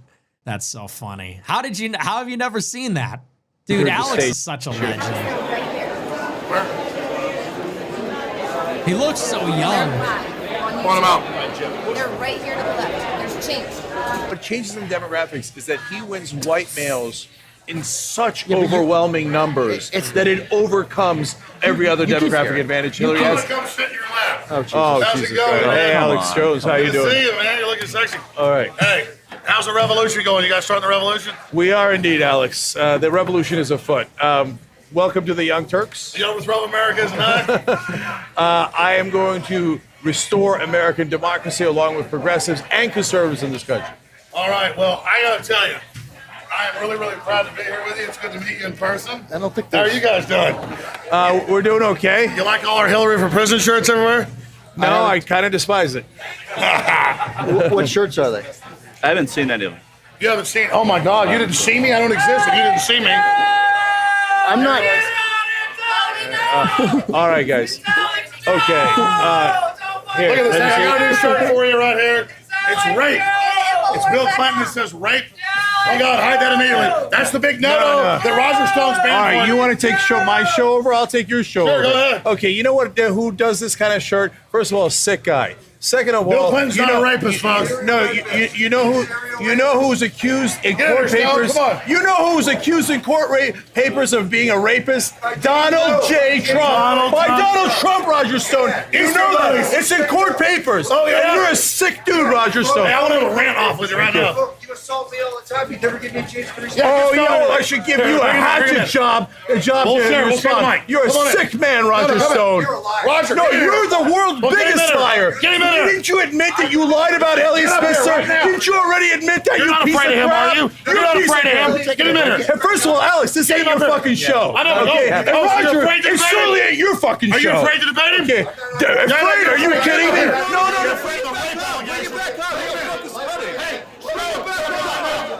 Man, that's crazy. How did you not know that? How have you never? That's just like such a classic, I can't believe that was 10 years ago. Wow. 10 years gone. That's crazy. I remember that so well. I wasn't there, but I was watching. I was at home. The convention was that night. Man, that was crazy. That was 10 years ago. Holy shit. Look at how much has changed. Crazy.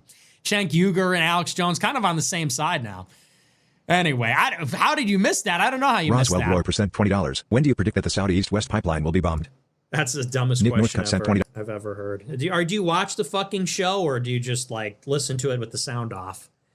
That's oil infrastructure, idiot. When we're talking about bombing oil infrastructure, that's oil infrastructure. So whenever the attacks on oil infrastructure begins, that's when Iran retaliates. That is when that would potentially become a target. It's like, we're not even using our heads here. Nick Northcutt sent $20. What faction do you play / is your favorite in Civ? Rome. Obviously Rome. Faction. There's no factions. I like Rome just because I like to build buildings. Rome is good for the building perk. And the legions can build roads. I like Poland because what is the benefit from Poland? It's like cheaper social policies, I think. India is good only because it's like a reduction in unhappiness for population.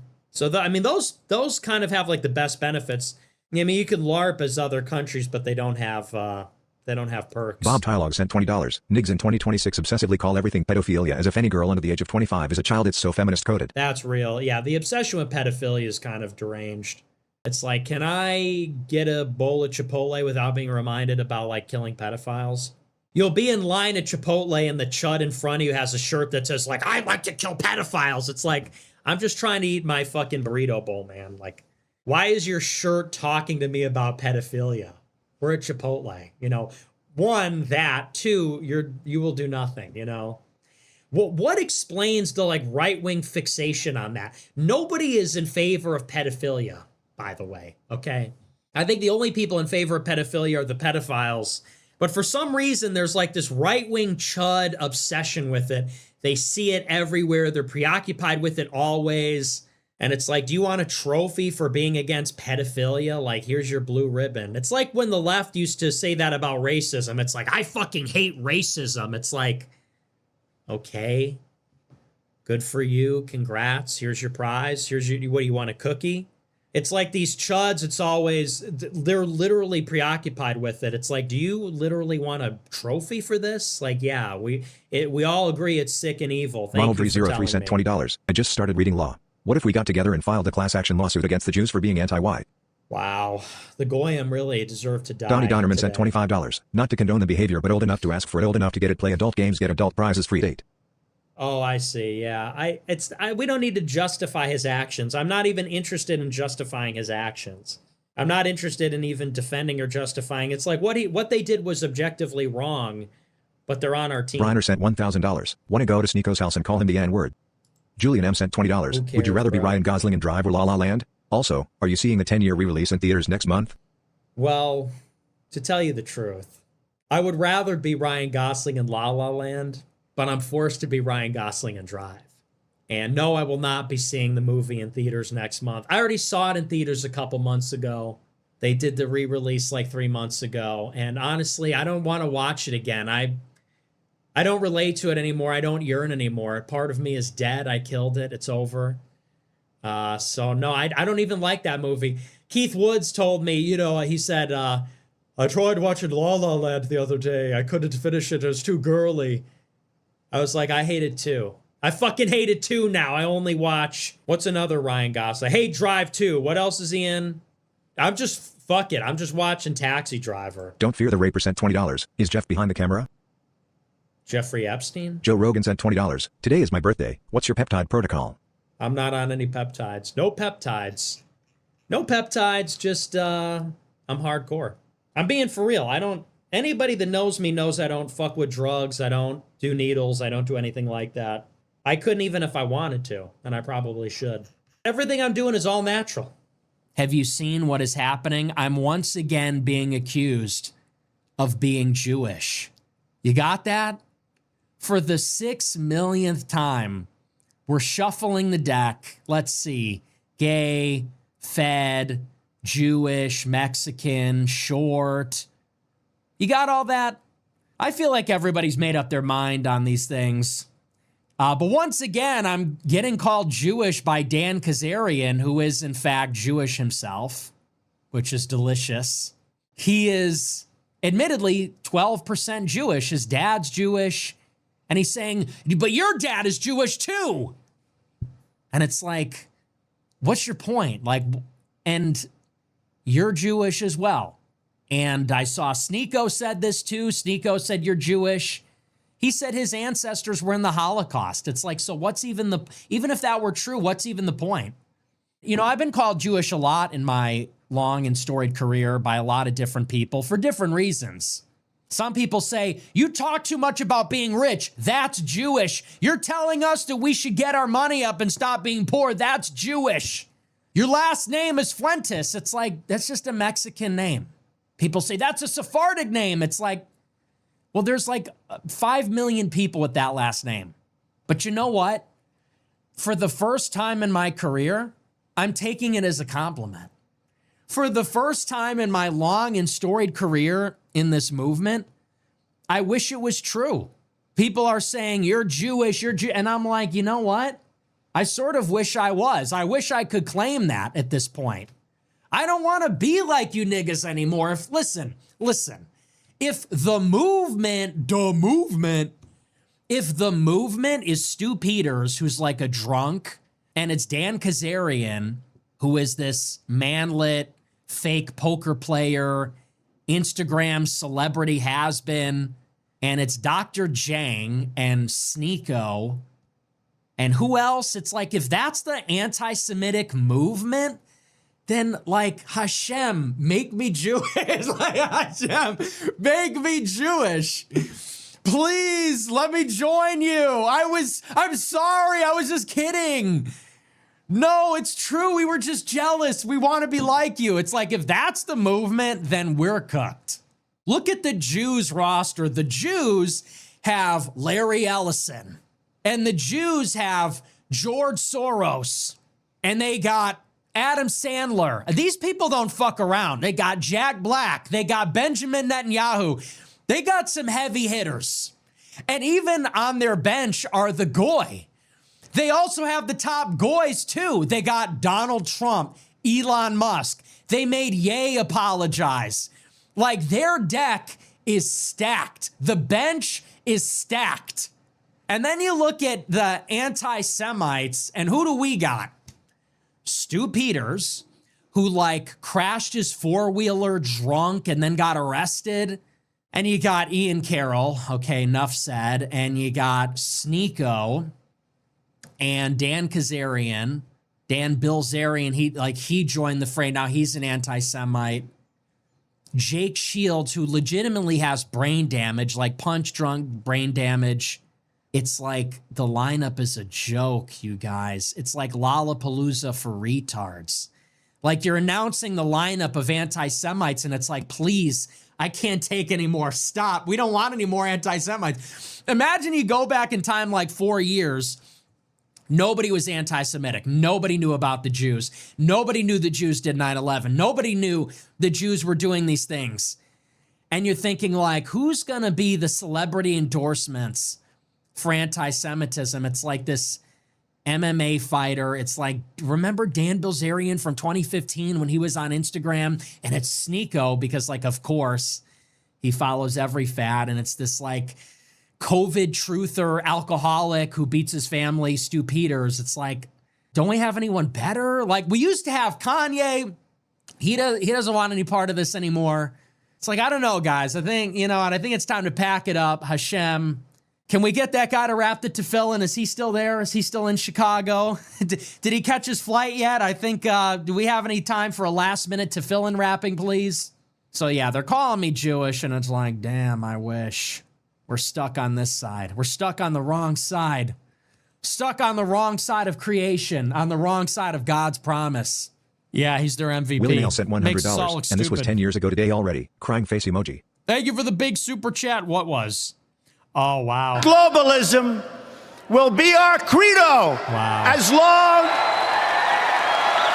as we are led by politicians who will not put America first. Then we can be assured that other nations will not treat America with respect, the respect that we deserve. The American people will come first once again. 10 years. Yeah, 10 years. That was such a phenomenal speech. It's one of my favorite speeches he ever gave. I'll never forget that week. Historically, when they do the convention, the candidate doesn't give a speech until the last day of the convention. So the convention, I think it starts on a Monday, ends on a Thursday or something like that. And typically the candidate doesn't speak until the final day. And so I remember I was at my parents' house. I was watching the speech in the basement on the big TV, and I'm on Twitter, and I'm just not really paying attention. I got the thing on, and I wasn't even really into it because it was the first night, and I knew Trump wasn't speaking, so I didn't really care about the other lineup. I'm on the couch. I'm on Twitter. I'm in the group chat, and I just have it on in the background. And I'll never forget. All of a sudden, the lights go down, and they start playing We Are the Champions by Queen. And I kind of perk up, and I start watching. And at the center of the stage, they have this like bright white light, like a WWE entrance shining. And Trump comes on the stage. At first, all you see is a silhouette. All you see is a silhouette in the white light. And there he is. You just see the silhouette. So iconic, unmistakable, eminently recognizable. And like in that moment, it just hit me what had happened. It's like, we are the fucking champions. We won. all the fighting, all the struggle, the lies, the media. 16 other candidates, the debates, the primaries, all the nonsense they put us through. Because I was a big Trump supporter. I mean, really ever since like March 2016. But I was like, it's him. Like, this is the man of the moment. This is a world historical figure. I was like, there it is, the silhouette. It's him. It's this world historical figure that just fucking punched through everyone and everything by himself. And now, like, we did it. We won. And I was just like, I got up. I was like, let's go.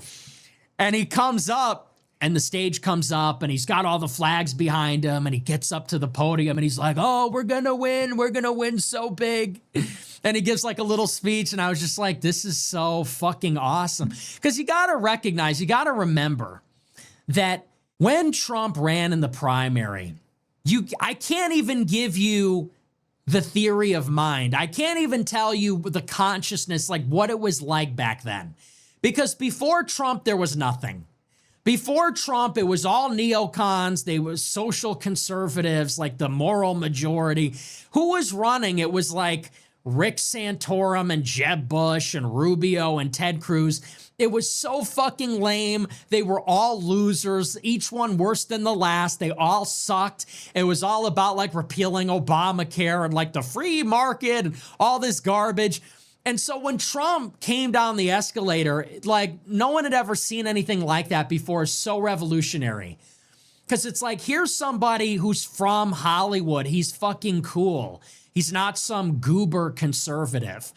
He's from a real world city like New York. He's a real celebrity. He's a real billionaire, a true class trader, not just in money, but in status. Comes down the escalator in the skyscraper and presents this totally new vision around nationalism. Not conservatism, but nationalism. What are the big issues? It's not the free market and healthcare and nonsense.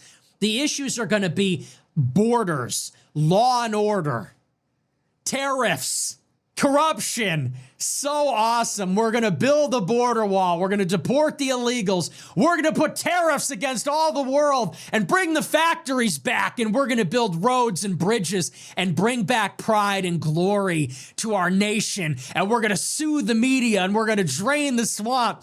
Like, drain the swamp came a little later, but it was like, it was a vision from the future.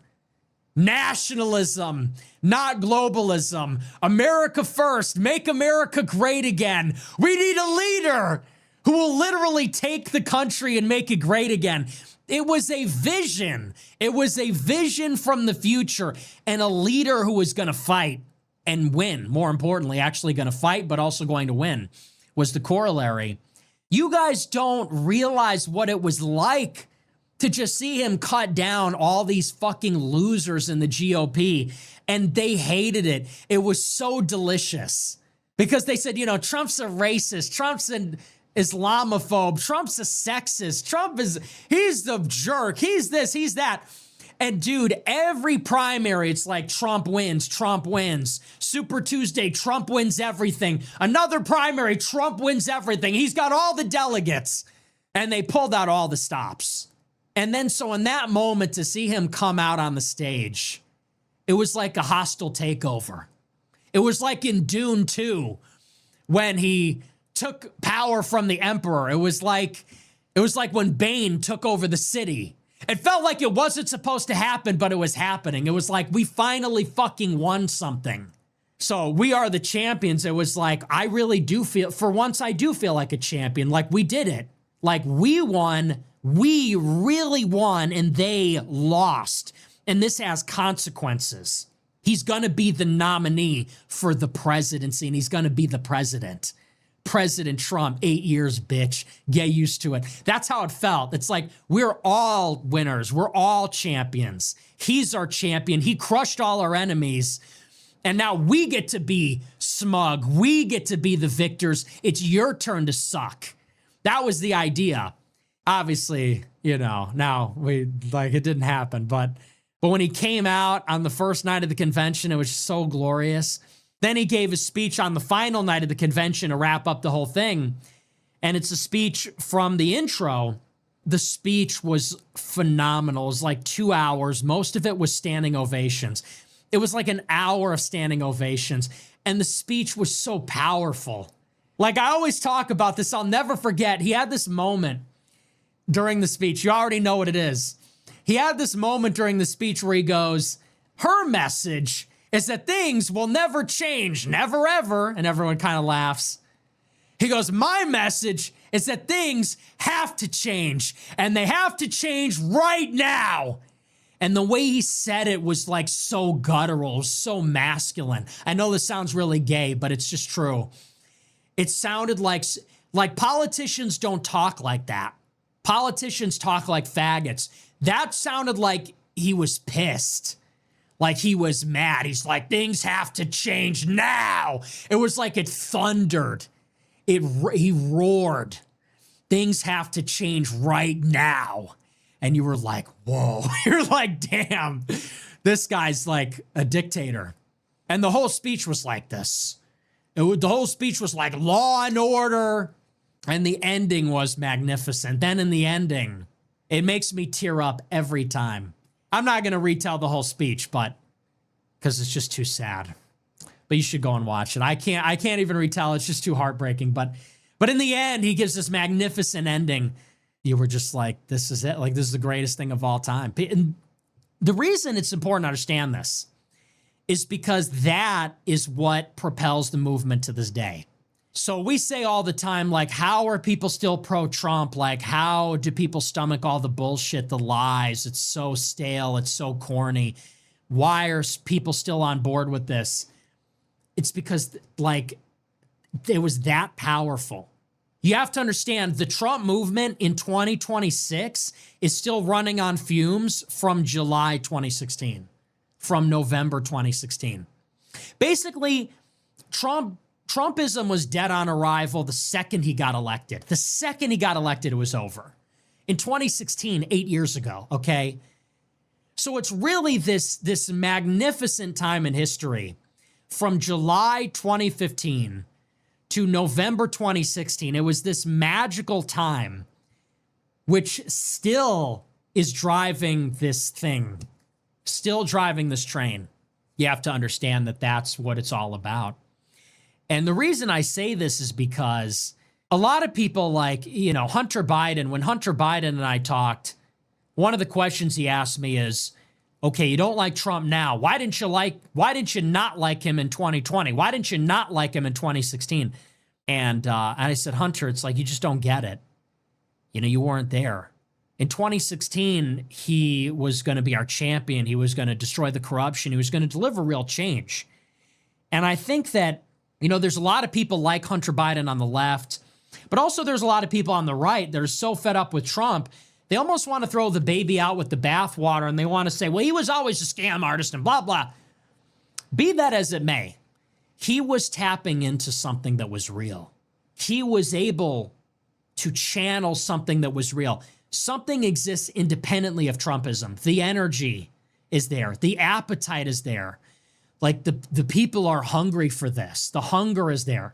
But he also has a symbiotic relationship with this. He alone was able to speak that language, channel that energy.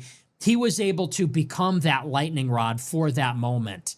And that combination is so powerful, it still is driving politics 10 years later. Nothing has happened in politics since. Nothing.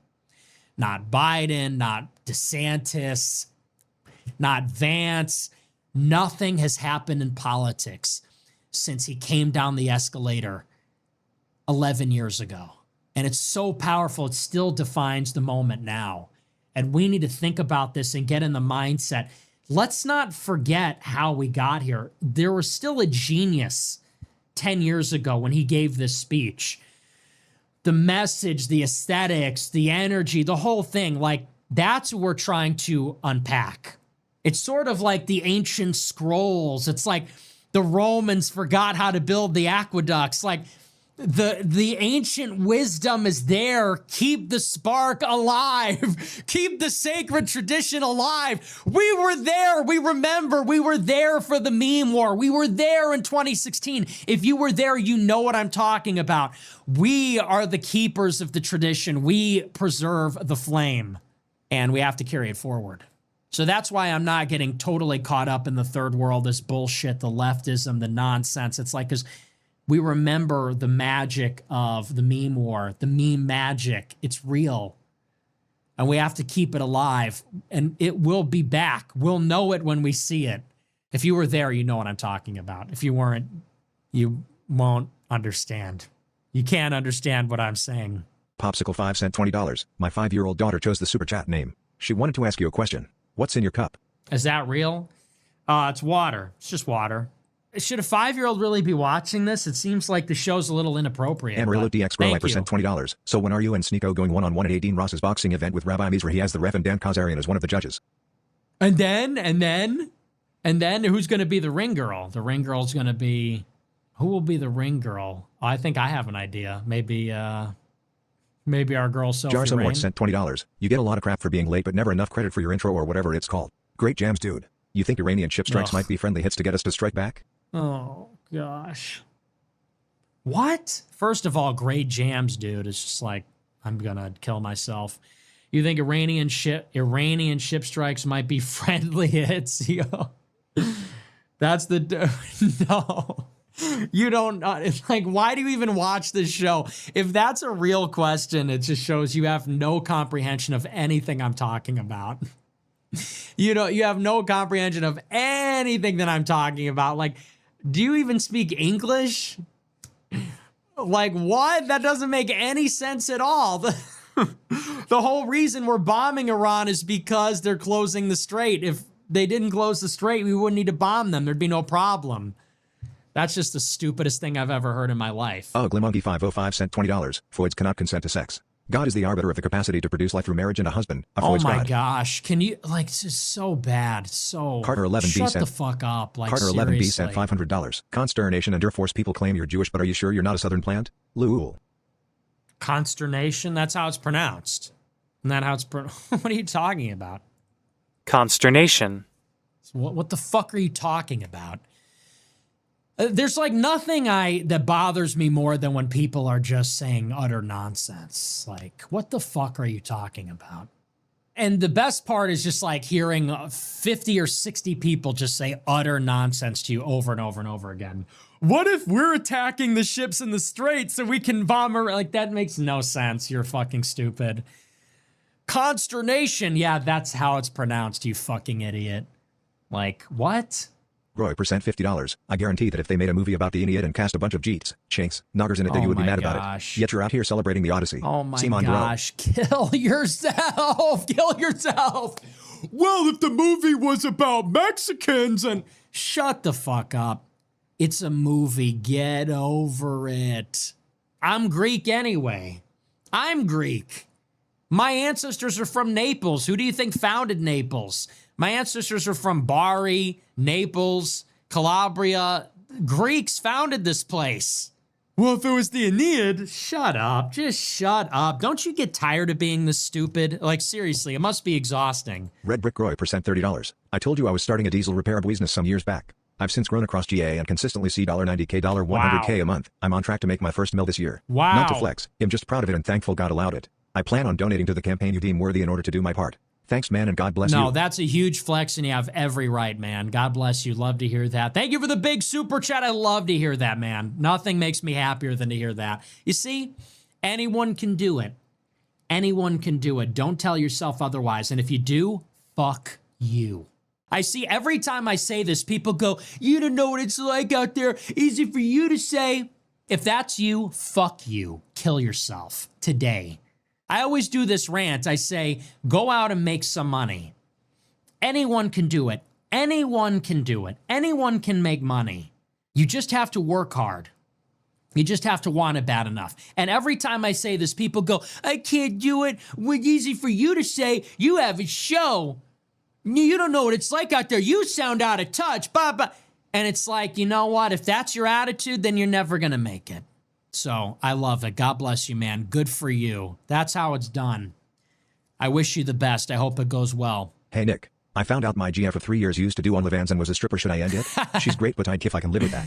Oh, yeah, you gotta. If that's real, is that real? If that's real, yeah, obviously, you gotta cut that out. You gotta eliminate that. This dog hunts 988 cent $20. It is what it is. AF. So it is what it is. Isn't that right? Thank you for the big Wisconsin super Groy chat. for tuned account sent $100. Hey. Come on up to Wisconsin. Get out of shitty Illinois. Okay, I'm gonna pretend not to be super annoyed, but I love when people say shit like that. When are you gonna get out of Illinois? I don't, never, okay? It's my home. When are you gonna get out of Illinois? When are you gonna get out of that shithole? Wisconsin is superior, like no doubt. Wisconsin is 100% better than Illinois. It's just not even close. Illinois is a huge dump and so corrupt and awful, and Wisconsin is infinitely better. Not even an exaggeration, but it's my home. It's Chicago. I love Chicago. I can never leave Chicago. It's just this. That's like Drake with Toronto. I can't relocate. I just can't move away. This is my home. It's where I'm from. I can never leave Chicago. It's my city. So maybe I'll get a lake house in Wisconsin at some point when I need to get away, but I'm never getting out of Chicago. I don't even consider myself a resident of Illinois. I'm from Chicago. Wisconsin's nice, but it's not the same. Bill sent $20. Can you name a country that ends with H? Thank you for the show. Ooh, country that ends with H. Let's see. Let's think about it. Country that ends in H. Well, it's probably a country that ends in like an SH or a CH, right? It's not going to be any of the stands, so we can forget about Central Asia. It's not going to be anything in the Middle East. You might have stumped me. I'm struggling here. Is there only one or are there multiple? Yeah, I'm struggling here. Oh, Bangladesh. Of course. Bangladesh. How could I? Yeah, obviously. It's right there. Bang! Easy. It's easy. Malo Baby sent $20. The bill passed in the House today with Section 219 intact that will merge our military with Israel's. It goes back to the Senate for a vote. We're not merging our... Who invented this idea that we are merging our militaries? Listen, I don't support this at all. It's awful. It's very bad. But we're not merging our military with Israel. I don't know who started saying that and how that caught on. It says that we will cooperate on technology development. That's basically what it says. And there's intelligence sharing, this whole like, we're going to merge. We're not merging our fucking military with Israel's. That's the fucking stupidest thing I've heard this year. This is why I say, like, I'm just tapping out of this scene. It's like, you want to criticize it, okay, fine. But this, like, people go, we're merging our military. We're not merging our military with Israel's. It's technology sharing. It's intelligence sharing. I don't support it. It's bad. It should not pass. It is a national security concern. But this, like, we're merging our military, it's just, that's not what it is. Germanic Heathen sent $20. After the Epstein files were dropped on Pam Bondi's desk, Trump turned his back on his supporters. He attacked Green, Massey, etc., and became a neocon Zionist. What do you think they have on Trump? Oh my gosh, dude. Oh my gosh. Wow, thank you for telling me. Thank you for telling me. Oh, wow. Daring today, aren't we? Daring today. Truly, wow, this is truly stunning. A truly stunning and brave take. Oh my gosh, when does it end? When does it end? My goodness. He attacked Green, Massey, etc. And then he became a neocon Zionist. Oh, you're funny. Sean Hannity really liked that. Gun emoji. Dude, that was hilarious. Did you see Sean Hannity's interview with Clavicular? They're talking about martial arts. And Sean Hannity goes, you know, I learned martial arts because it's useful. And Clav is like, what, you're going to kill somebody with a gun? And Hannity's like, well, yeah, if someone's pointing a gun at my face, I'll take the gun, I'll turn it around, I'll do this, I'll do this. Somebody puts a gun on my face, I'll strip it, break their finger, step back, and I'm going to tap it, rack it, and I'm going to rack it like this, and I'll have 4/3 against them. Or they put it at my forehead. Oh, okay, you got me. Boom, I'm going to go like this, rip their hand down and their arm down and throw it into their chest, strip it, tap it, rack it, and you're laughing. Why?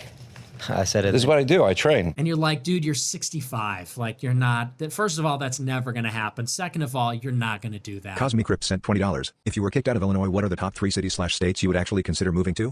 California, #1. LA. I'd definitely move to LA or Malibu or something. California is the best. I would definitely move to California. That would be #1. Maybe #2, Wisconsin. #3, maybe Florida. I would say New England, but the vibes are off there. I'd say like New Hampshire, but the vibes are off. It kind of feels evil there. Someone super chatted $1 on Rumble. Nick loves gay cock. As opposed to, right. Thanks for that. Needed that's a real last super chat for $1. Bro said, here's $1. Here's $1. Daring today, aren't we? You're not Greek, nigga, holy larp. You're just jealous, bro. Don't be jealous. Who founded Naples, dumbass? Who founded Naples, stupid? We are Greek. I am Greek. I am Italian. I am Rome. I am America. That's who I am. I'm Celtic on my Irish side. I'm Greek and Roman because I'm from southern Italy. And I'm indigenous to this continent because I am Mexican. So I have indigenous DNA. I'm from the land. So I'm like a universal America baby. I have Greek, I have Roman, I have Celtic, which is like native European blood. But I also have indigenous, like I'm rooted. I am rooted in this place as well. We come from this place too. Lauren Southern's parents attend our church. She abandoned her kid with them for years and wrote a book about motherhood. Lauren Southern abandoned her kid? I don't want to get into her personal life. She needs to fucking go away already. Just go. It's like, aren't you embarrassed? This woman, she keeps coming back, and every time it's a new grift. She was the far-right shield maiden when she was young, and then she left to go be a trad wife with her spook black boyfriend. That doesn't work, so she comes back and she says she's going to do, it's both sides of the problem, the internet's the problem. Don't you love that? The problem is radicalization on both sides. The problem is the culture war. She had this take about the Odyssey. It was disgusting how stupid it was. Like, I don't even know how someone could write something that stupid. It was truly impressive. I'll pull it up, actually, just because it's Friday. She writes, The Odyssey is the most important conservative film of the last decade. Nolan is openly mocking those who think there's any importance whatsoever in the cast looking Greek in a film about a psychological journey. Christopher Nolan, the eminent filmmaker of our generation, made this with Matt Walsh in mind. Like, what? Christopher Nolan, who made The Dark Knight and Inception and Interstellar, he put Indians in the Odyssey. Specifically, he had Matt Walsh in mind. He's like, I'm going to troll Matt Walsh. The culture wars have taken far too many victims. Now too shallow to conceptualize anything beyond a surface level. If you actually go deeper like Odysseus, it's so bad. It's so bad. It's like, ChatGPT didn't write this because ChatGPT is infinitely smarter than this. Most are just wearing the disguise of Cersei stripped away. We have a full-blown chance to recover a civilizational inheritance that has guided people for thousands of years. One that reminds us a society survives only when people are willing to return home to responsibility, sacrifice, and order. However, the suitors or commentators taking advantage of a civilization and psychological disorder don't want their audiences doing this. They don't want Odysseus to return. The return of Odysseus is the return of rightful order. So to her, the Odyssey is an allegory. Odysseus is people that watch YouTube content. And I guess Calypso and Poseidon and Scylla and Charybdis are YouTubers. And she's above it all. She's above it all. It is those other culture war YouTubers. It is those other people in our crazy culture war on the right and left that won't let their viewers talk to each other, something, have debate. It's like Dave Rubin. This is like Dave Rubin's take on the Odyssey. Dave Rubin is like, if it wasn't for all of these radicalized commentators on the woke right and the woke left, then people that disagree with each other could have conversations again. It's an allegory for Dave Rubin's show. I hate that I even know what any of these words mean. Clavicular's obsessed with looks maxing. I hate that I even know what these words mean. If you are unfortunate enough to know who Clavicular is, he's the proponent of looks maxing. I hate that I even know what that is. I can't believe It's like, dude, these millennials need to be put to death. Put to death. Not literally in Minecraft.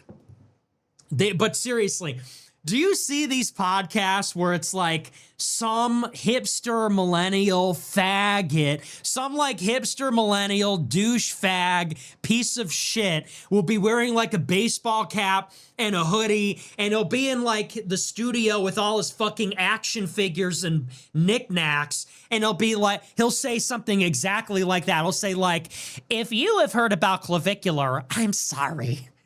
If you've heard about Chud the Builder, then I guess it's unfortunate for both of us. Clavicular has been promoting bone smashing, looks maxing. I hate that I even know what any of this means. I mean, if you're extremely online like I unfortunately am, it's like, dude, these people need to be burned alive. Burned alive. Like a lethal injection is not even, it's not good enough for them. Now, I'm not advocating for violence, but it's just that's so bad. She's the worst. She's gotta be, like, it's not even stupidity in terms of, like, low IQ. It's just, like, dumbness, like, dull dumbness, levels of obtuseness and, like, not getting it that just shouldn't even be possible. We're reaching levels of not getting it that shouldn't even be possible. The suitors are right and left wing YouTubers. And so, you know, who's guiding Odysseus home? Philip DeFranco?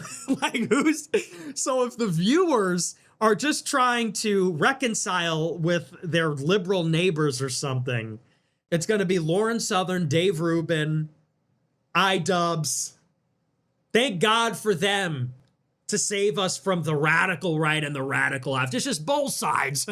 Both sides aren't willing to put their metaphorical weapons down and just sit down and talk to one another. It's like, you know, and by the way, that's so overrated because you know what happens when you talk to liberals? You realize they're insane. This idea that we just need to, you know, get together and have conversations. You know what happens when you have conversations? You realize leftists believe in queer liberation. They think ICE are Nazis. You talk to them for 10 seconds, you say, hey, how are you doing? And they say, well, the fucking Cheeto Hitler's at it again. It's like, these people are crazy. Go ahead, talk to your liberal neighbor and start a stopwatch and see how long it takes them to start railing about Elon Musk or Trump or like Nazis. It's totally insane.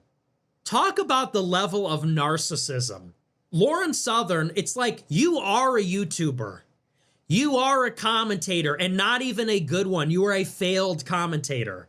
Let's also be honest. She fucked every guy in the alt-right. You fucked every guy in the alt-right. You grifted saying you were some kind of trad girl. I'm trad. I'm, you know, right-wing, whatever. And then not only were you fucking every guy in the alt-right, but then you settled down with a guy who wasn't even white. You were like a white nationalist trad girl while being a whore and settling down with a black guy. Now you're a single mom with mixed race kids. You come back for money. Like, that's why you're making a comeback, is for money. It's a short-term grift for money.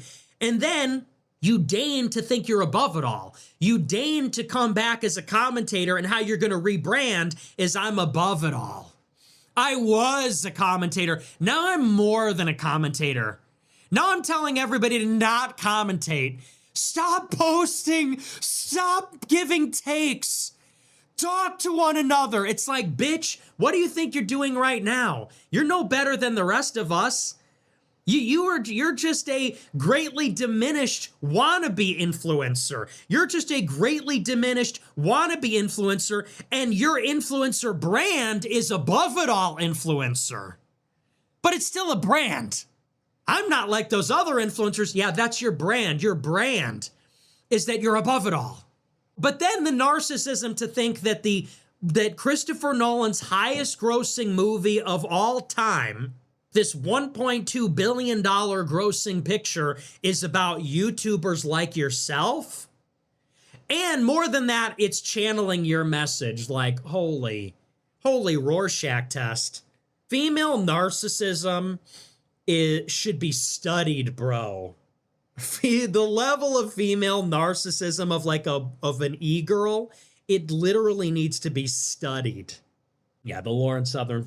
How did I get on the subject? But yeah, that was crazy. Yeah, the Odyssey is an allegory for Dave Rubin. Sure thing, sweetheart. Kufar, man, that is so fucking awesome. Right? It's like their version of Goyim. Fuck them, man. Fuck them. I don't need a Jew calling me a Goy. I don't need a Muslim calling me a Kufar or whatever. Fuck you. Go home.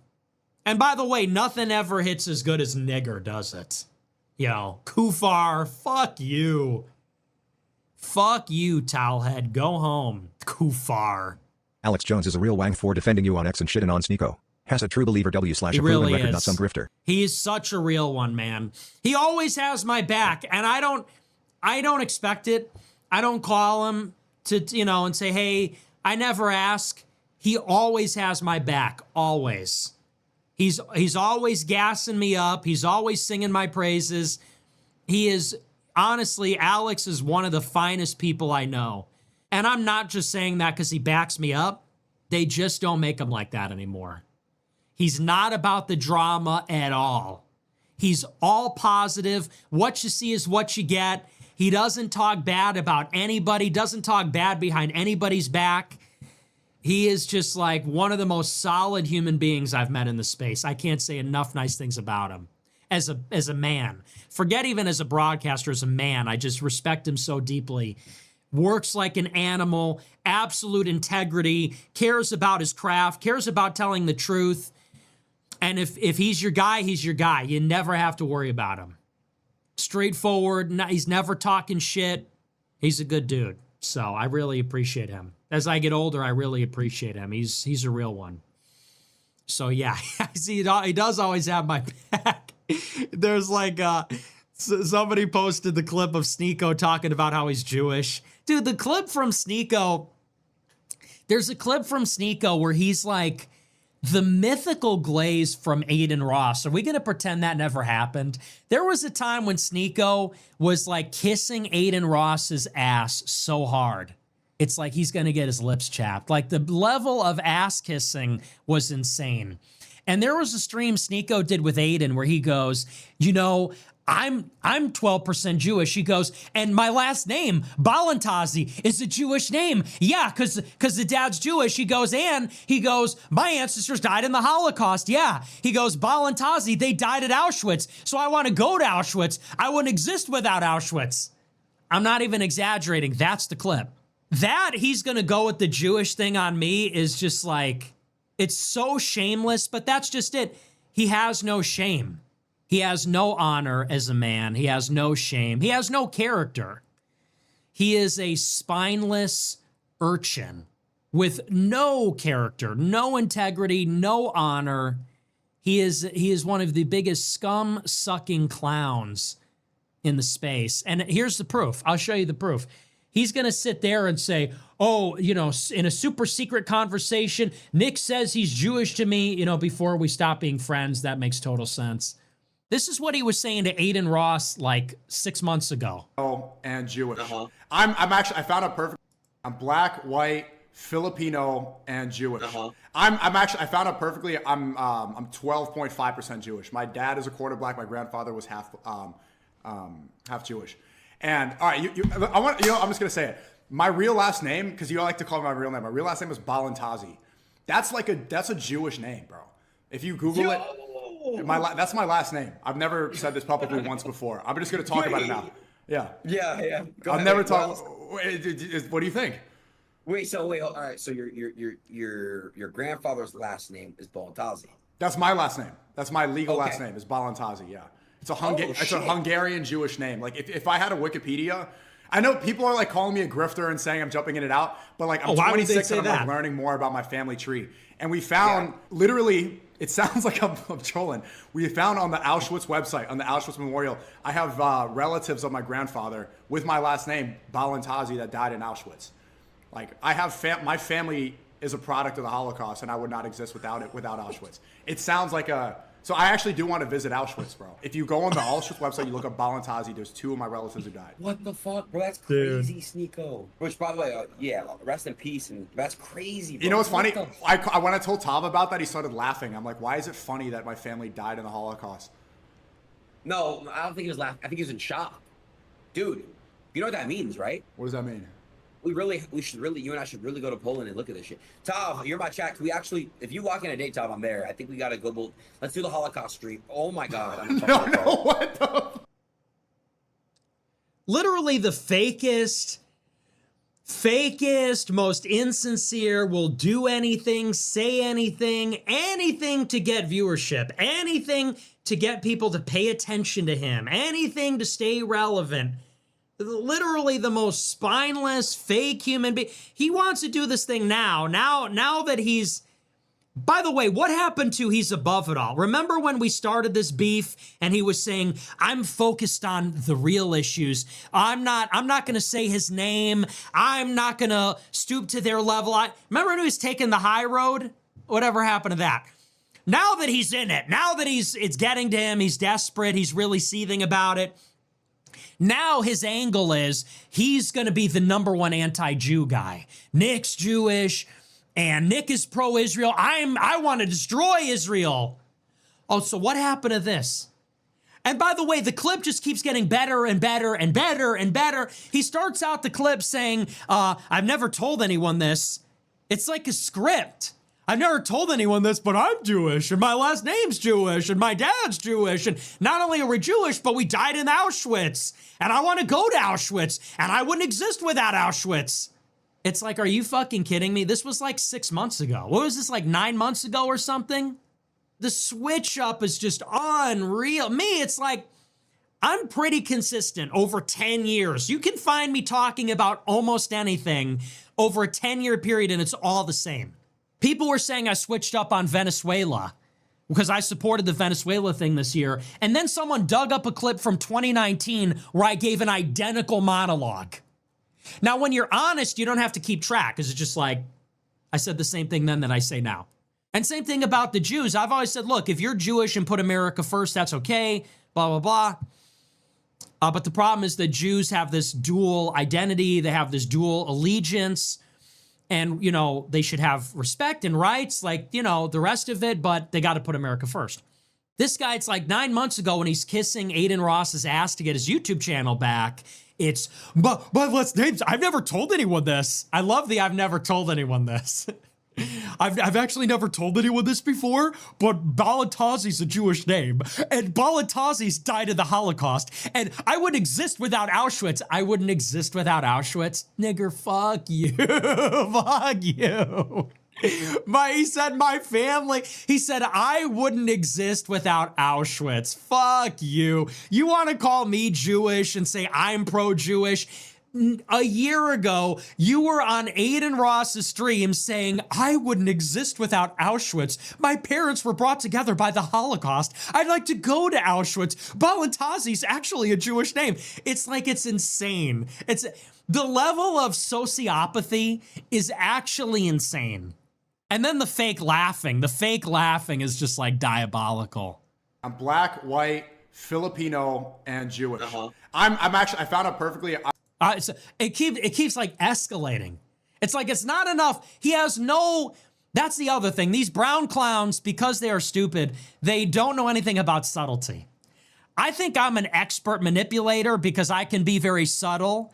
and like tip somebody off knowing I'm tipping them off, but with them not knowing I'm tipping them off. Look at how it keeps escalating. It starts with I'm black, Filipino, Jewish. I'm black, white, Filipino, and Jewish.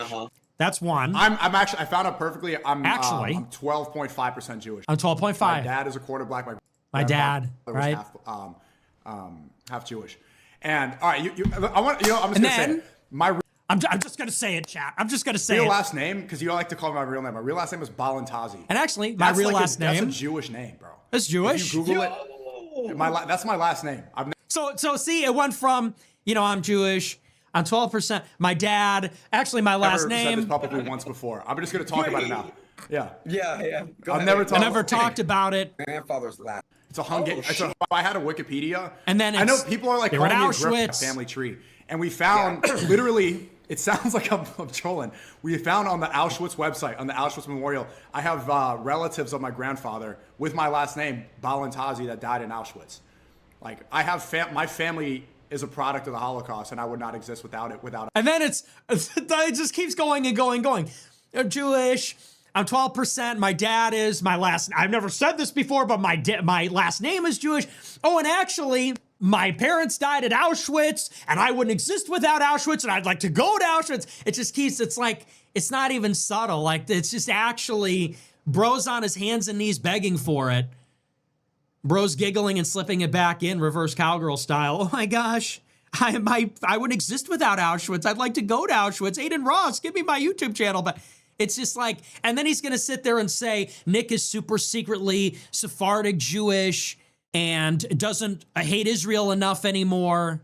It's like, I don't know how somebody could be that disgustingly shameless and dishonorable. Weenie in the butt sent. But it's Sneako. Weenie in the butt sent $50. Sneako, his name is. I should have listened to Andrew Tate. The name is Sneaky. It's in the name. My name means victory of the people. Nike means victory. Victory of the people. Nicholas means victory of the people. Sneako means you're sneaky. That's the difference. His name is also Nicholas, but he changed his name to Sneaky. He changed his name to Sneaky because he's a sneak. He's a liar. He is a cheater. Weenie in the butt sent $50. In case you're wondering why you're denied X's checkmark. X's de facto manager, Nikita, is a hardcore Zionist and was recruited to X via Sean McGuire since McGuire is one of Elon's besties. Oh, I didn't know that. You're telling me for the first... Nikita Bill, who that? Yeah, oh, thank you. You're telling me for the first time. I didn't know that. Thank you. Thank you for clarifying. MXT and 10 cent $20. In case you're wondering, thank you. MXT and 10 cent $20. Hey, Nick. I'm a big fan of the show. I'm on a fixed income but would really like to join the $100 per month club. Do you offer a sliding scale membership or another option to make it more affordable? DHX. No! No, we do not. That is hilarious.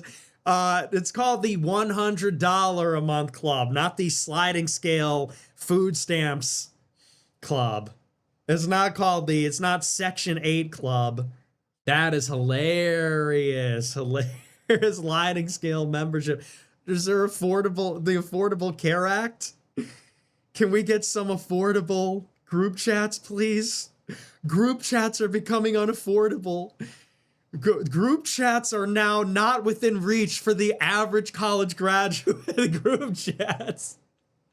The median age at which we can afford a group chat just keeps increasing. Get your money up. Weenie Hut General sent $20. Dapping the crackhead up was the highlight of my week, Don't man. say that. Incredible. My summer collection order is on the way. As a Canadian in Ottawa, you give me hope, no homo. Thank you. Keep going. Thanks, man. Don't call him the crackhead. Come on, he's a good guy. Did they keep the part? I didn't watch the replay, but did they keep the part where he's like, come on, man, you look white to me? And I was like, bro, thanks. I went in for the dap. I was laughing my ass off about that. I think Andrew got a kick out of that too. Hunter didn't really get it. He was like, come on, man, you're white passing. I was like, bro, thank you for saying that. I needed that. And so you may find it funny because you pass as a white Anglo-Christian. Do you think I pass? What? Do you think I pass as a white Anglo-Christian? Well, I not only think you pass, I think you identify as it. Yeah. Let's go. Yeah. No, but really. Confirmed white by Aryan Hunter Biden. I was like, yo, thanks for saying that. Kingdom of Heaven sent $20. Are we going to get a Candace Owens versus Sophie Rain cat fight for the title of Queen Groiper in our lifetime? Oh boy. Thank you for the big super chat. Thanks for the call. Are we gonna get Candace Owens and Sophie Wayne? And then we get Candace Owens and Sophie Wayne to fight each other? And who's gonna be the wing girl? Is the wing girl gonna be Kathy Jew? Shut the fuck up. Really? Thank you for the big super chat. Holy. Some of you guys are just like, how much dedicated wham? Sneako the Porch Monkey sent. That's literally, you guys are like, it's like Comic-Con. The super chats are like a Comic-Con Q&A. It's like niggas coming up to the microphone. How much the dedicated wham? That's literally how you guys sound. Sneako the Porch Monkey sent $20. Were you fully or half trolling that Sneako would commit a terrorist attack someday? No, I think that's legit. I really think he could do that. Because see, the thing is, Sneako is like a pathological attention seeker. And so what he's going to realize is he's like an idiot. So the only way he can get the most attention is by exploding himself. He'll say, I know. People are going to stop watching his show. People already don't watch his stream. He's going to say, I can't really achieve anything because I'm an unremarkable bad artist. My art is shit. Like, I'm an idiot. So he's going to say, how can I get the most attention? I know. So I think it's not outside the realm of possibility. That is what... It's like, you see that show, what is it called? Death by Lightning. It's the show about James Garfield on Netflix. And the show shows the parallel storyline of James Garfield, the president, and the guy that assassinated him. And what you find with all these assassins in other people is this narcissism. They want recognition, they want acknowledgement, they want to be known, but they aren't good at anything. And they have no character. So the only way they could do it is by destroying. So yeah, I think that's Sensitive real. Young Miamiite sent $20. I'm an affluent Jewish female lawyer visiting Chicago for work. Do you want to hang out? Hello. Well, how old are you? Affluent Jewish female lawyer. Yeah, but if you're a lawyer, you're probably like my age. I don't know, my friend. I don't know, my female friend. I'll say you're Jewish. Listen, some faggot chuds in this space are really into that. They're like, no, I like Jewish girls. It's like, homie, don't play that, okay? Bring me an Aryan. Bring forth an Aryan. A lot of these faggot chuds are like, oh, I like Latinas. I'm not like the other chuds. I like Jewish girls. That's just gay. If you're like that, you are gay. There's nothing that is like bigger coal. There is no more blacker coal than when these disgusting faggot chud simps say, like, I like Latinas. I actually like Jewish girls. I need a Jewish baddie to fucking whatever.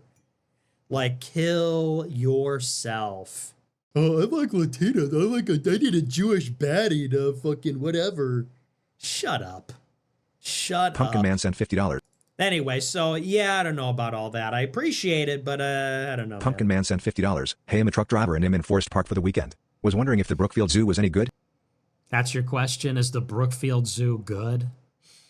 Is that a real question? Niggas be like, hey, it's just wondering, is the Brookfield Zoo any good? Like I'm some guy at the bus stop. You're talking to the goat. And bro say, hey, is the Brookfield Zoo any good? I'm in town. That's your question? Is the Brookfield Zoo? Yeah, it's great. It's awesome. I don't know. I haven't been there since I was in fucking grade school. Some people love going to the zoo. I got a friend of mine. He goes to the zoo regularly. He's like, it's a weekend. Want to go to the zoo? I'm like, since I am not 8 years old, no. Since I am not a child, I think I'm going to pass. And it's not even like a once in a while outing. It's like he's like goes to the zoo regularly. He's like, I think today's going to be a zoo day. I'm like, the zoo? What, is Six Flags Great America closed? Is the Disney store closed today? Like, really? The zoo. Some people, I don't know. Do adults really? Maybe some people like it. I don't know. But see, I'm boring. I realize this about myself. I'm boring. I have to push myself outside my comfort zone.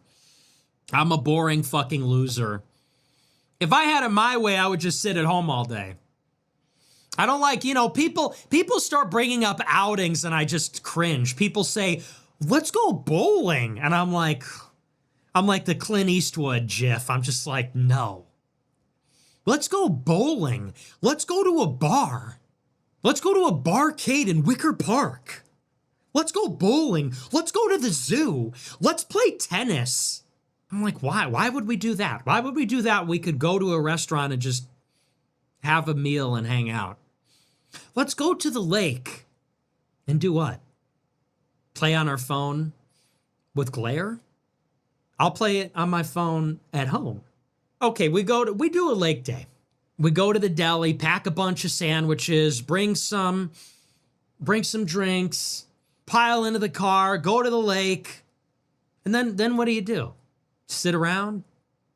Water's freezing cold. You're going to be on your phone anyway. It's like I'm eating this sandwich while it's like the wind's blowing in my face. Here's a better idea. Let's DoorDash the sandwiches. Let's doom scroll on our phones inside. Let's dual screen. Let's dual monitor. Let's get YouTube on the TV. Let's doom scroll on the phone. Let's DoorDash the sandwich. Let's set the thermostat to a comfortable temperature.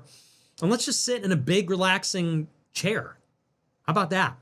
Are you actually Sephardic Jew? You didn't deny it earlier in the week. You just said that Dan's dad was Jewish as well. I wish. I wish it were true. I wish it were true. Is there any way to track that? I gotta talk to a Jew. Can somebody put me in touch? I would like to find out. People have been accusing me of that for so long.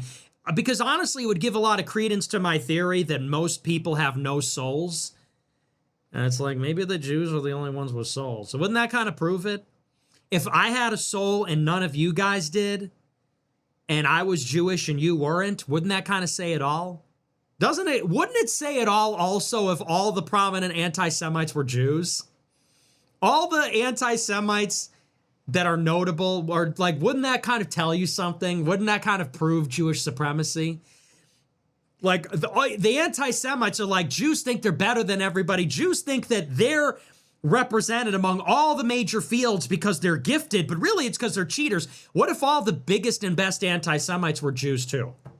Because it's like when Israel named the top 10 anti-Semites, it was like Dan Bilzerian, Sneako, me, Dave Smith. It's like half of them were Jews. Isn't that so funny? Because we would say, look at the top bankers. Look at the top Wall Street funds. Look at this. Half of them are Jews. And the Jews would say, well, that's because we're gifted. It's because we're smarter. It's because we're better. It's because we have souls. We're chosen by God. Well, what if half of the anti-Semites were Jews too? Then it's like, damn. Maybe we are better. Maybe we are better. We fought the wrong enemy. Maybe me, Dan, and Sneako would get together and say, well, we are all the top anti-Semites and we are all Jews, and we definitely didn't cheat to get here, so maybe it's true. Maybe we're better. Maybe our brethren were right. We were fighting. Why were we resisting this? Our brethren were right. Ben Shapiro, we're home. Shabbos Kestenbaum, Ben Shapiro, brothers. Our brothers, you were right. And then we turned the guns on the Goyim. We were fighting the wrong enemy. Then we all turn me, Dan, and Sneako are bickering. We're fighting each other. You're Jewish. No, you're Jewish. Then we say, wait a second. We're all Jewish. We're all fucking awesome. And then we all turn on the audience. And we're like, wait a second. You people, it's you, Goyim. Jokes, just jokes. Just jokes. No, but let's get Tefillin. Let's get Rabbi Tefillin on the line. Let's figure it out. Let's trace the lineage. I'm open to the idea that I'm Jewish. Maybe I am. Here's what they're hanging there. They're hanging their hat on the fact that some Hispanics are Jewish. Because 500 years ago, some conversos came to the New World. And so they say, well, Fuentes is a Sephardic name. It's like, well, okay, so is Rodriguez a Sephardic name? Is fucking Sanchez? Like, yes, half of a millennium ago, some conversos came to the New World. So is it possible? I mean, I suppose. I'd be interested to find out. I don't think that would change anything. So yeah, maybe we'll get Rabbi Tefillin. Bro Hyper SC sent $25. Surely you must think some graffiti is cool. No, it's fucking garbage. Oh, dude, I'm about to cook. I had this incredible idea the other day. So I was driving around and I was looking at all the graffiti and I was just seething about it. There's this graffiti on the highway signs and on the bridges. And I thought, surely we could live in a society where there's no graffiti. And I thought, you know, the fastest way to get rid of all the graffiti in America? And this is my idea. We need to train people to start tagging all the graffiti with swastikas. Every piece of graffiti that you encountered on a bridge, on the side of a building, at a bus stop, if every time you encountered a piece of graffiti, you spray painted a giant swastika over it, the graffiti would be gone in 1 week. All graffiti everywhere in every major city would be gone in 1 week. That's all you got to do. Every piece of graffiti, just go and draw a swastika on it. Because if it's a swastika, well, that's a hate symbol and it just can't be allowed. So, like, it doesn't matter how much it costs, how much personnel, they would find a way to cover it up. Am I wrong? Our cities are covered in disgusting graffiti. Everywhere you look, it is disgusting, ugly graffiti, and it immiserates us and makes everything ugly, and no one gives a fuck. No one's gonna clean it up, no one cares. It just sits there, we tolerate it. But if you drew swastikas over it, they would bring in the National Guard. They would bring in the Army Corps of Engineers. They would solve it in 72 hours. There'd be no more graffiti. They'd paint over all of it in every city, everywhere in the whole country. So that's my idea. How do you get rid of graffiti? How do you get rid of things that are undesirable? Just put like a swastika over it. And then the city will have to cover it up because somebody will discover it and someone will say, oh, a swastika? Police, 911. This is another Holocaust in progress. And the city will be deployed and they'll shut it down. And what does that tell you about our society? What it tells us, because we all, by the way, we all know that's true. Like, it's kind of funny, but it's also true. There is zero tolerance for that. If you draw a swastika, if you drew a hate symbol, if you wrote the N-word, there's zero tolerance for that. Society won't tolerate it. If it's there, it will be covered up at any expense because there's no tolerance for it. The cost, the personnel, it will be covered up because we care about that. Powerful people care about that. But all the other graffiti, we tolerate it. We could clean it up. We don't. We don't care. We leave it up. Not worth it to us. So what does that say? It's like if it offends the sensibilities of a minority group, then it's got to go. But if it offends the aesthetic sensibilities of all people, oh, who cares? And that is just kind of like a reflection on who we are as a people now.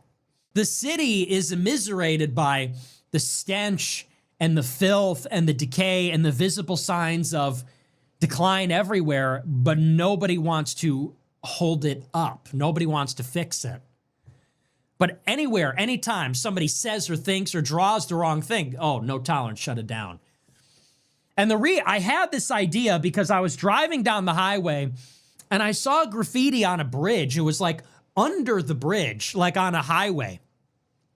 And I said, how'd they even get up there? It was by the airport. I thought, what people are out by the airport tagging the bridge? And then I thought, do gangs do that? I thought, do maybe gangs do that to demonstrate their presence? So if someone is driving into Chicago from the airport, they would see that and they would know the gang is present here. And then I thought, what if the Groypers did that? I thought, what if like the Groypers put that up? And then I thought, oh, wait, that would be covered up immediately. And then I thought, oh, wait, why is that? It's funny how you could be in like the Latin Kings or whatever, and like, you know, you could, or whatever, again, Gangster Disciples, you could put up graffiti everywhere. Or who, I don't know if they do that, but you know, any gangster could do that. It's like, but if you're a Nazi, forget it. American in Poland sent $50. Just another disaffected young man here. Except in my 40s, top 1% US income, etc. It's not about the economy. Left the US to give my children a life like I had growing up in the 80s and 90s. Very true. You left the US? Oh, you'd moved to Poland? Oh my gosh, bro. Hello, meme department. It's like the 80s and 90s in Poland. I guess because it's probably backwards. Dude, you're from America. Being American is like the greatest gift. How could you give that up? We are so blessed to have been born in the greatest country in the world, and you want to give that up to live on the periphery of the empire? To live in Poland? I will never understand. They don't even have nukes, bro. Wisconsin Groy per tuned account sent $100. Love your show, been watching since the RNC. Yesterday was my 19th birthday and next month I start college. You've been an inspiration and I've found your life advice very helpful. Thanks for all you do. Happy birthday, man. Appreciate it. Love to hear it. Starting college, huh? Very exciting. Back to school shopping. Remember back to school shopping? Take me back. Remember you would go to like Target with your mom and you'd get all your stuff. You'd have like a list. You'd say, okay, I need 5 notebooks. I need 5 folders. I need 2 3-ring binders. I need Post-it notes. I need a box of pencils. I need a lunchbox. Remember? You get your list and you'd buy all your shit. And then you go to the school to pick up your textbooks. You'd see all your niggas there. You go to the, I don't know, they probably do it differently everywhere, but you go to the school, pick out your textbooks. You'd see all the niggas there with their parents. You'd be like, yo. And then you go to school, you meet all your teachers. Man, get your syllabus. Good times. Find your locker. Text your friends. Who'd you get? Who'd you get for math? Who'd you get for lunch? What lunch period do you have? Oh, man. Simpler times, right? That was like it was like a season, you know? It was like September was back to school, and then October's Halloween, and then November's Thanksgiving. Like back to school was like a theme. It was like a season. It's like 4th of July, back to school, Halloween. Man. Anyway, enjoy. That's college, a little different. Bob the Grower sent $20. Happy birthday to the Supreme Is Gentleman it his Elliot birthday? Roger. Let's hope you don't go out like him and die a virgin. Get pussy nigga. Grow up. The Supreme Gentleman. Why not me? I'm the Supreme Gentleman. Oh, Elliot Roger. Elliot Roger here. So before your guys' time. It's crazy. That was like 10 years ago. 10, 12 years ago. I mean, why not me? I'm the Supreme Gentleman. I get it. You know, because Elliot Roger wasn't a bad-looking guy. He was like tall, not really bad-looking, had a nice car, but he just couldn't connect with people. You know, I can kind of understand that, so. Smaller Bear. Not that I relate to Smaller that. Bear sent $20. I commend your patience. How often are you in downtown Chicago? I'm heading there for a Maiden concert in September. Hopefully I see you. Are you retarded? What are you talking about? What are you... Do you know how big Chicago is? This is like a city with fucking 3 million people in it. You think we're going to bump into each other? I'm going to be in town for a concert. Maybe we'll bump into each other. Leaf Goy percent $20. Like the multitude are Leaf so Goy percent $20. stupid. Oh, the multitude are so stupid. Leaf Goy and percent dumb. $20. Okay, that's our last super chat. That's a lot of super chats. That's going to do it for me. Remember to smash the follow button, smash the like button, leave a comment.